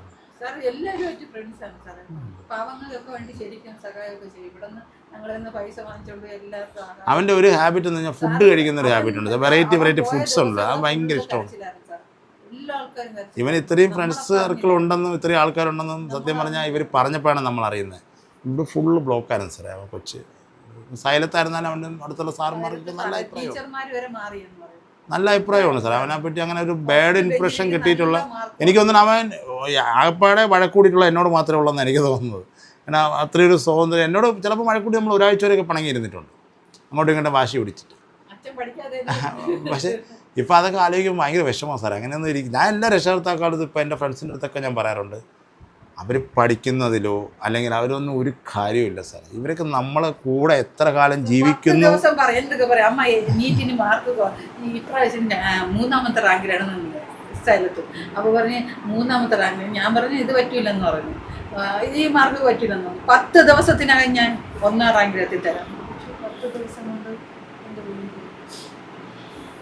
10 ദിവസം എന്ന് വെച്ചാൽ സാറേ ഇവിടെ നിന്ന് 10 മണിക്ക് ഇവിടെ ഇരിക്കും. ഇവിടെ ഇരുന്ന് 2 മണിക്ക് ഇവിടെ ഇരുന്ന് പഠിച്ചോണ്ടിരിക്കും. പക്ഷെ കാല് ആട്ടണ സൗണ്ട് തട്ടും. ഞാൻ താഴെ കിടക്കുമ്പോൾ കേൾക്കാൻ പറ്റും ഇവിടെ സൗണ്ട്. എന്നുവെച്ചാൽ ഉറങ്ങിയിട്ടില്ല എന്നുള്ള സിഗ്നൽ താഴെ തല്ലി വരും. പിന്നെ വന്ന് ഇടയ്ക്കൊക്കെ വന്ന് നോക്കും, എന്നെ വന്ന് നോക്കും. എനിക്ക് വയ്യാത്തായിരുന്നു സാറേ. എന്നാലും ഇടയ്ക്കൊക്കെ വന്ന് മരുന്ന് കൊണ്ട് തരും, ആഹാരം എടുത്തരും. നമ്മളെന്ത് നേടിയെന്ന് പറഞ്ഞിട്ടോ അല്ലെങ്കിൽ എന്ത് ചെയ്തെന്നിട്ടോ ഒരു കാര്യമില്ല സാറേ. അത് അനുഭവിക്കാനൊരു യോഗം വേണം. അതെന്നെ ഇപ്പോൾ പഠിപ്പിച്ചൊരു പാഠവും. നമുക്ക് എന്തുണ്ടെന്ന് പറഞ്ഞിട്ടൊന്നും ഒരു കാര്യമില്ല സാറേ. സാറിപ്പം ഒരു ടോട്ടലി ഒന്ന് നോക്കിക്കഴിഞ്ഞാൽ എനിക്ക് ഇവിടെ നിന്നൊരു 1.5-2 കിലോമീറ്ററുള്ള മെഡിക്കൽ കോളേജ്. ഏറ്റവും ഫേമസ് ആയ കിംസ് ഹോസ്പിറ്റൽ 1 കിലോമീറ്റർ പോലും ഇല്ല. എന്നിട്ട് പോലും അതൊന്നും നമുക്കൊരു ആവശ്യം വന്നപ്പോൾ ഉപകരിച്ചില്ലെന്നുള്ളത്. അത്രയൊക്കെ ഉള്ളൂ സാറേ മനുഷ്യൻ്റെ കാര്യം. നമ്മളൊന്നും ഉണ്ടാക്കുന്നതിലോ അല്ലെങ്കിൽ മക്കളെ കുറ്റം പറയുന്നതിലോ അല്ലെങ്കിൽ അവർ പഠിച്ചില്ല എന്ന് കുറ്റം പറയുന്നതിനൊന്നും ഒരു കാര്യമില്ല സാർ. നമ്മൾ ചിന്തിക്കേണ്ട ഒറ്റ കാര്യമുള്ളൂ, നമ്മുടെ ജീവിത അവസാനം വരെ ഇവർ നമ്മളെ കൂടെ ഉള്ളതാണ് നമ്മുടെ ഈ ലോകത്തിൽ ഏറ്റവും വലിയ പുണ്യം. അതാണ് എനിക്ക് എല്ലാ രക്ഷകർത്താക്കളടുത്തും ഞാനിപ്പോൾ അതാ പറയുന്നത്. കാരണം നിങ്ങൾ ഈ പഠിച്ചില്ലെന്ന് പറഞ്ഞ് കുട്ടിയൊന്നും സ്ട്രെയിൻ ചെയ്യിപ്പിക്കേണ്ട ഒരാവശ്യമില്ല സാറേ. എന്തിനാണ് സാറേ? ഇപ്പം അല്ല, അവർ നമ്മളെ കൂടെ നമ്മൾ മരിക്കുന്നത് വരെ അവർ നമ്മളെ കൂടെ ഉള്ളതാണ് നമ്മൾക്ക് ഈ ലോകത്ത് കിട്ടാമെന്നുള്ളതിൽ വെച്ച് ഏറ്റവും വലിയ ഭാഗ്യവും കിട്ടാവുന്ന വലിയതെന്ന് ഞാൻ പറയത്തുള്ളൂ സാറേ. പഠിക്കുന്നതിന് ഒരു കാര്യം എൻ്റെ ഇളയ മോനെ ഞാനിപ്പോൾ ഒന്നിനും കമ്പൽസറി ചെയ്യാറില്ല. അവൻ്റെ ഇഷ്ടത്തിന് അവൻ പഠിച്ചോട്ട് സാറേ. എന്തിനാണ്? ഒന്നുമില്ല സാറേ. എന്തുണ്ടാക്കിയെന്ന് പറഞ്ഞിട്ടോ എന്ത് നേടിയെന്ന് പറഞ്ഞിട്ടോ ഒരു എൻ്റെ കൊച്ച് സാറ് വിചാരിച്ചോട്ടെ. നമ്മൾ പണ്ടൊക്കെ നമ്മൾ പാവപ്പെട്ടവരായിരുന്നു സാറേ. ഇപ്പം എൻ്റെ കൊച്ചിനെ ചികിത്സിക്കേണ്ട ആവറേജ് പൈസയൊക്കെ എൻ്റെ ഉണ്ട് സാറേ. 1 രൂപ പോലും എൻ്റെ കൊച്ച് എന്നെ കൊണ്ട് ചിലവാക്കിച്ചില്ല. അവൻ പോകുന്ന സമയത്ത് എനിക്ക് 1 രൂപ പോലും ചിലവാക്കേണ്ടി വന്നില്ല ഹോസ്പിറ്റലെന്ന് പറഞ്ഞിട്ട്. സാർ ആലോചിച്ചു എന്തിനാണ് സാറേ നമ്മൾ പിന്നെ ഈ ഓടി നടന്ന് ഈ കഷ്ടപ്പെട്ട് ഈ ഒക്കെ സ്വരമിച്ചിട്ട് ഒരു കാര്യമില്ല സാറേ. ഒന്നുമില്ല. ഇതൊന്നും നമുക്ക് വെറും ചില സമയത്തുണ്ടല്ലോ നമുക്ക് നമ്മൾ വിചാരിച്ചു സാറേ പട്ടപ്പൂശിയായിട്ട് തോന്നിപ്പോവും. ഞാൻ ഭയങ്കര ഓട്ടോ എന്നല്ല, എനിക്കെല്ലാം വെട്ടിപ്പിടിക്കണമെന്നൊരു ആഗ്രഹം ഉണ്ടായിരുന്നു. കാരണം പട്ടാളത്തിൽ നിന്ന് വന്നതിന് ശേഷം നമ്മളൊന്ന് സെറ്റാവണം എന്നൊരു വിചാരം. ഒരുപാട് ബിസിനസ് ചെയ്തിട്ടുണ്ട് സാറേ. ഹോട്ടലായിരുന്നാലും ശരി, ആദ്യം എല്ലാത്തിനും ഞാൻ ഓടിപ്പിടിച്ച് ചെയ്യുമായിരുന്നു. ഒരു നിമിഷം ഞാൻ വീട്ടിലിരിക്കത്തില്ലായിരുന്നു സാർ. ഇപ്പോൾ ഞാൻ ആലോചിക്കുമ്പോൾ ഞാൻ എന്ത് മണ്ടനാണെന്ന് തോന്നുന്നത്. എന്തിനാണ് സാറേ? ഒരു കാര്യമില്ല സാറേ. നമുക്ക് ഭാഗ്യമൊന്നും നമ്മുടെ മക്കൾ അവർ പോയി കഴിഞ്ഞാൽ പിന്നെ നമ്മളൊന്നുമല്ല സാറേ ഈ ലോകത്ത്. ഈ ഏതെങ്കിലും ഒരു സൈക്കിക്കിനെ കൊണ്ടുവന്ന് കൂടുതൽ കമ്മ്യൂണിക്കേഷൻ നോക്കേണ്ട വല്ല ആവശ്യമുണ്ടോ? എങ്ങനെയാണ് സാർ ഇതെനിക്ക് മനസ്സിലായി? അതായത് മകൻ എന്തെങ്കിലും പറയാനുണ്ടോ ആവശ്യങ്ങൾ? സാർ അതിലൊക്കെ ഞാനൊരു കാര്യം പറയട്ടെ സാർ. അതിലൊക്കെ ഫാക്റ്റ് ഉണ്ടെങ്കിൽ നമ്മൾ അംഗീകരിക്കാം സാർ. സാറത് പൂർണ്ണമായിട്ട് ഇപ്പം സാറിനത് തോന്നുന്നു അങ്ങനെ പറ്റുമെന്നുണ്ടെങ്കിൽ തീർച്ചയായിട്ടും നമ്മളത് റെഡിയാണ്. അപ്പം അവൻ്റെ പ്രസൻസ് ഉണ്ടെന്നും അവൻ്റെ ആത്മാവുണ്ടെന്നും എനിക്ക് പൂർണ്ണ വിശ്വാസമുണ്ട്. കാരണം ഞാൻ അനുഭവിക്കുന്നൊരു വ്യക്തിയാണ്. അല്ല, കൂടുതലായിട്ട് എന്തെങ്കിലും ചോദിക്കാനുണ്ടോ, അറിയാനുണ്ടോ? എനിക്കിപ്പോൾ ഒന്നും അറിയണ്ട. അവനെല്ലാം എന്നോട് പറയുന്നുണ്ട് സാറേ. എനിക്കിപ്പോൾ എനിക്കൊന്നും ചോദിക്കേണ്ടി വന്നിട്ടില്ല സാറേ. ഇപ്പം നമുക്കൊരാളുടെ പ്രസൻസ് കിട്ടാത്തപ്പോഴാണ് നമ്മൾ ഒരാളിനെ കൊണ്ട് ഒരു മീഡിയേറ്ററിനെ കൊണ്ട് നിർത്തേണ്ടി വരുന്നത്. ഇപ്പം എനിക്ക് അതിൻ്റെ ഒരു ആവശ്യം ഈ നിമിഷം വരെ വന്നിട്ടില്ല സാർ. എന്നാൽ എൻ്റെ മോൻ ഞാനോട്ട് ഡയറക്റ്റ് കമ്മ്യൂണിക്കേഷനാണ്. ഞാൻ സാറിനോട് പറഞ്ഞില്ല. ഇപ്പം ഞാനിപ്പോൾ ഇന്ന് ഡ്യൂട്ടിക്ക് പോവാണ്. ഇന്നിപ്പോൾ എന്തായാലും നൈറ്റാണ്, നാളെയും നൈറ്റാണ്, മറ്റന്നാൾ ഞങ്ങൾ ഞാനവിടെ എൻ്റെ റൂമിൽ ഇൻഡിപെൻഡൻ്റായിട്ട് കിടക്കുമ്പോൾ മാത്രമേ എന്നോട് വരത്തുള്ളൂ. എൻ്റെ ഒരു കൊളീഗ്സ് ഉണ്ട്, പുള്ളി വരപ്പോൾ എന്നോട് വരത്തില്ല. എനിക്ക് നല്ലപോലെ അറിയാൻ പറ്റും സാർ. അതും ഇപ്പോൾ ഒരാഴ്ചയിൽ ചിലപ്പോൾ എല്ലാ ദിവസവും വരണമെന്നൊന്നുമില്ല സാറേ. ചിലപ്പോൾ ഒരു 1-2 ദിവസം വന്നെന്നിരിക്കും, ചിലപ്പോൾ വരാതിരിക്കാം. അപ്പോൾ എനിക്കിപ്പം എന്നെ സംബന്ധിച്ച് എൻ്റെ മോൻ പറയാനുള്ളതല്ല എന്നോട് ഡയറക്റ്റായിട്ട് പറയുന്നുണ്ട് സാർ. എനിക്കെല്ലാം അവൻ എന്തൊക്കെ വേണം. ഞാൻ സാറിനൊന്ന് പറഞ്ഞായിരുന്നു ഈ ഡ്രസ്സിൻ്റെ കാര്യമായിരുന്നാലും. ഇപ്പോൾ അവൻ്റെ ആണ്ടിന് ഞാൻ ഇവളും കൂടെ വിചാരിച്ചൊരു 50 പേർക്ക് സദ്യ കൊടുക്കണമെന്ന് തന്നെയാണ് സാറേ നമ്മൾ. പക്ഷേ അവൻ വന്ന് എന്നോട് വേണ്ടച്ചാ, നമ്മളെപ്പറ്റി ദ്രോഹിച്ച് പറയുന്നവർക്ക് നമ്മളെന്തിനാണ് ചെയ്യുന്നത്, അങ്ങനെ അവൻ പറഞ്ഞത്. അപ്പോൾ അവന് തന്നെ മനസ്സിലാവുന്നുണ്ട്. അവൻ പറഞ്ഞ കറക്റ്റാണ് സാറേ. പലരും നമ്മുടെ ഈ വീഴ്ചയിൽ സന്തോഷിക്കുന്ന ഒരുപാട് പേരുണ്ട് സാറേ. വേറൊന്നും കൊണ്ടല്ല, നമ്മൾ ആരും ഡിപ്പെൻഡ് ചെയ്യാൻ പോകത്തില്ല സാർ. ഞാൻ എൻ്റെ സ്വന്തം പ്രയത്നം കൊണ്ടാണ് ഞാൻ ഈ രീതിയിൽ ഇവിടെ എത്തി നിൽക്കുന്നത്. ആരെയും ഒരു ദിനം നമ്മൾ പോകത്തില്ല. നമ്മളിവിടെ വന്നാൽ ആരുമായിട്ടും അനാവശ്യ ഒരു കമ്മ്യൂണിക്കേഷൻ, എല്ലാവരോട്ടും ബന്ധം സംസാരിക്കും. അല്ലാതെ അവരെ പോയിരുന്ന് അവനെപ്പറ്റി പറയുക, ഇവിടെ പറ്റി പറയും. അപ്പം സ്വാഭാവികമായിട്ട് എല്ലാവർക്കും ഒരു അസൂയ കാണുമല്ലോ സാറേ. അവർക്ക് ഇപ്പോഴും അവർ വിചാരിച്ചിരിക്കുന്നത് നമ്മളെ ഈ വീഴ്ചയിൽ സന്തോഷിക്കുന്നവർ ഒരുപാട് പേരുണ്ട്. എന്തിനാണെന്ന് എനിക്ക് അറിയത്തില്ല സാർ. കാരണം ഇവർ നോക്കുമ്പോൾ നമുക്ക് വീടായി, കാറായി, ജോലിയായി, മോനെ MBBS വിടാൻ പോകുന്നു. അപ്പോൾ ഇവരൊക്കെ വിചാരം എന്ന് വെച്ചാൽ അവൻ രക്ഷപ്പെട്ടു പോകും. മലയാളീസിന് അങ്ങനെ ഒരു മെൻറ്റാലിറ്റി. അതൊക്കെ കൊണ്ടായിരുന്നു എൻ്റെ കൊച്ചെന്നോട് പറഞ്ഞ അച്ഛൻ ആർക്കും ഒന്നും ചെയ്യേണ്ട അച്ഛാന്ന്. ഇതാണ് ഞാൻ പറഞ്ഞു മനസ്സിലായി. അപ്പോൾ ഞാൻ അതല്ലേ ഒരു ജോത്സ്യനെ പോലും ഞാൻ കാണാൻ പോകുന്നതിൻ്റെ കാര്യം ഇതാണ് സാർ. എൻ്റെ മോൻ എന്നോടൊന്ന് എല്ലാം കമ്മ്യൂണിക്കേറ്റ് ചെയ്തു. പിന്നെ നമ്മൾ അവൻ്റെ എന്ത് ഭാവി എന്ത് വർത്തമാനം നോക്കേണ്ട ആവശ്യം എന്താണ് സാർ? ഇനിയിപ്പോൾ 26-ാം തീയതി വരുന്നുണ്ടല്ലേ? 26-ാം തീയതി നമ്മൾ അവൻ്റെ ആണ്ട് വരികയാണ് സാറേ. നമ്മൾ അവിടെ പോയി പൂവും കാര്യങ്ങളൊക്കെ ഇട്ടിട്ട് ഇവിടെ ഒരു കഞ്ഞി സദ്യ കണക്ക് അത്രയേ ഉള്ളൂ സാറേ. വേറെ ഒന്നും നമ്മൾ ചെയ്യുന്നത്. എത്ര ദിവസം കാണും ഇവിടെ 26-ാം തീയതി? ഞാൻ ഞായറാഴ്ച വന്നു കഴിഞ്ഞാൽ പിന്നെ അടുത്ത ശനിയാഴ്ച തിരിച്ചു പോകത്തുള്ളൂ സാറേ. ഒരാഴ്ച ലീവാണ്. ഒരാഴ്ച ഇവിടെ കാണും. ലീവാണ് സാർ. ഇതിന് വേണ്ടി അതിനിടയ്ക്ക് നമ്മളൊന്ന് വരാൻ നോക്കാം. തീർച്ചയായിട്ടും സാർ വരണം. 5 മണിക്ക് എനിക്ക് സിറ്റിയിലെ ഒരു സ്ഥലത്തെത്താം. സാർ വന്നല്ലോ, അത് തന്നെ എനിക്ക് സാറിനെ കാണാൻ പറ്റിയെന്നെ എനിക്ക് അതീപോലെ ഒരു സന്തോഷം വേറെ. 26-ാം തീയതി കഴിഞ്ഞ ഒരാഴ്ചയിൽ ഏതെങ്കിലും ഒരു ദിവസം സാർ വന്നോളൂ സാർ. സാറിന് എപ്പോൾ വേണം ആ ദിവസം ഒന്നും സാറിന് എപ്പോൾ വേണോ ഇവിടെ വരാം. സാറിൻ്റെ ഒരു വീട് കണക്കാക്കി സാറിന് ഇവിടെ വരാം. അത് സാറിനെ പോലുള്ളവരെ കാണുന്നത് തന്നെ നമുക്ക് വളരെ സന്തോഷമല്ലേ സാർ? സാറിനിപ്പം ഇവിടെ വന്നിട്ട് കണ്ടിട്ട് സാറിന് എന്തെങ്കിലും ഒരു ഫീൽ അല്ല തോന്നുന്നു? ഇതുപോലെ ഒന്നും ഞാൻ ഇതുവരെ കണ്ടിട്ടില്ല. ഇത്രയധികം ഇങ്ങനെ ഒരു കമ്മ്യൂണിക്കേഷൻ. അല്ല അത് ഞാൻ സാറിനകത്ത് പറഞ്ഞല്ലോ, നമുക്ക് സാറിനെ കണക്ക് എക്സ്പീരിയൻസ്ഡ് ആയിട്ടുള്ള ഒരാൾ, അതിനാണ് ഞാൻ സാറിനകത്ത് ഓപ്പണായിട്ട് ഫാക്റ്റായിട്ട് ചോദിച്ചത്. കാരണം സാറിൻ്റെ പല വീഡിയോസും ഞാൻ കണ്ടിട്ടുണ്ട്, പല കാര്യങ്ങൾ സാറ് പറഞ്ഞതൊക്കെ ഞാൻ ഒബ്സർവ് ചെയ്യാറുമുണ്ട്. ഞാൻ പറഞ്ഞില്ല, എനിക്കിപ്പോൾ ഇവിടെ ആര് വന്ന് നോക്കിയെന്ന് പറഞ്ഞാൽ എനിക്ക് ഒരു കുഴപ്പമില്ല, അവർ നോക്കിക്കോട്ടെ. പക്ഷെ ഞാൻ ഈ പറയുന്നതിനെ കാട്ടി അവർക്കൊന്നും കിട്ടാൻ പോകുന്നില്ല. അവർ നോക്കുന്നതിനെക്കാട്ടും ക്ലിയർ ആയിട്ട് ഞാൻ പറഞ്ഞു കൊടുക്കാൻ എനിക്ക് പറ്റും. അല്ല ചിലപ്പോൾ അവർക്ക് അവരുടേതായിട്ടുള്ള ഫീല് കിട്ടിയെന്ന് വരാം. മേ ബി സാർ, എനിക്കൊരു മടിയില്ല സാർ, ആർക്ക് വേണോ വരാം. ഞാനതാണ് പറഞ്ഞത്, എൻ്റെ മോനെ സംബന്ധിച്ച് ഈ ലോകത്തിന് എന്ത് വന്നാലും ഞാൻ ഹാപ്പിയാണ്. ഞാൻ അവനെപ്പറ്റി ഈ സമൂഹം അറിയണമെന്നുള്ളൊരു ഒറ്റ ഇത് കൊണ്ടാണ് ഞാൻ ഈ വീഡിയോ ഒക്കെ ചെയ്യാൻ അക്സെപ്റ്റ് ചെയ്യുന്നത്. കാരണം അവൻ ജീവിച്ചിരുന്നൊന്ന് ലോകം അറിയണം സാർ. ഇനി ആ ഒരു ഇത് മാത്രമല്ലേ നമുക്കുള്ളൂ, വേറെ എങ്ങനെ നമുക്ക് അറിയിക്കാൻ പറ്റും സാർ?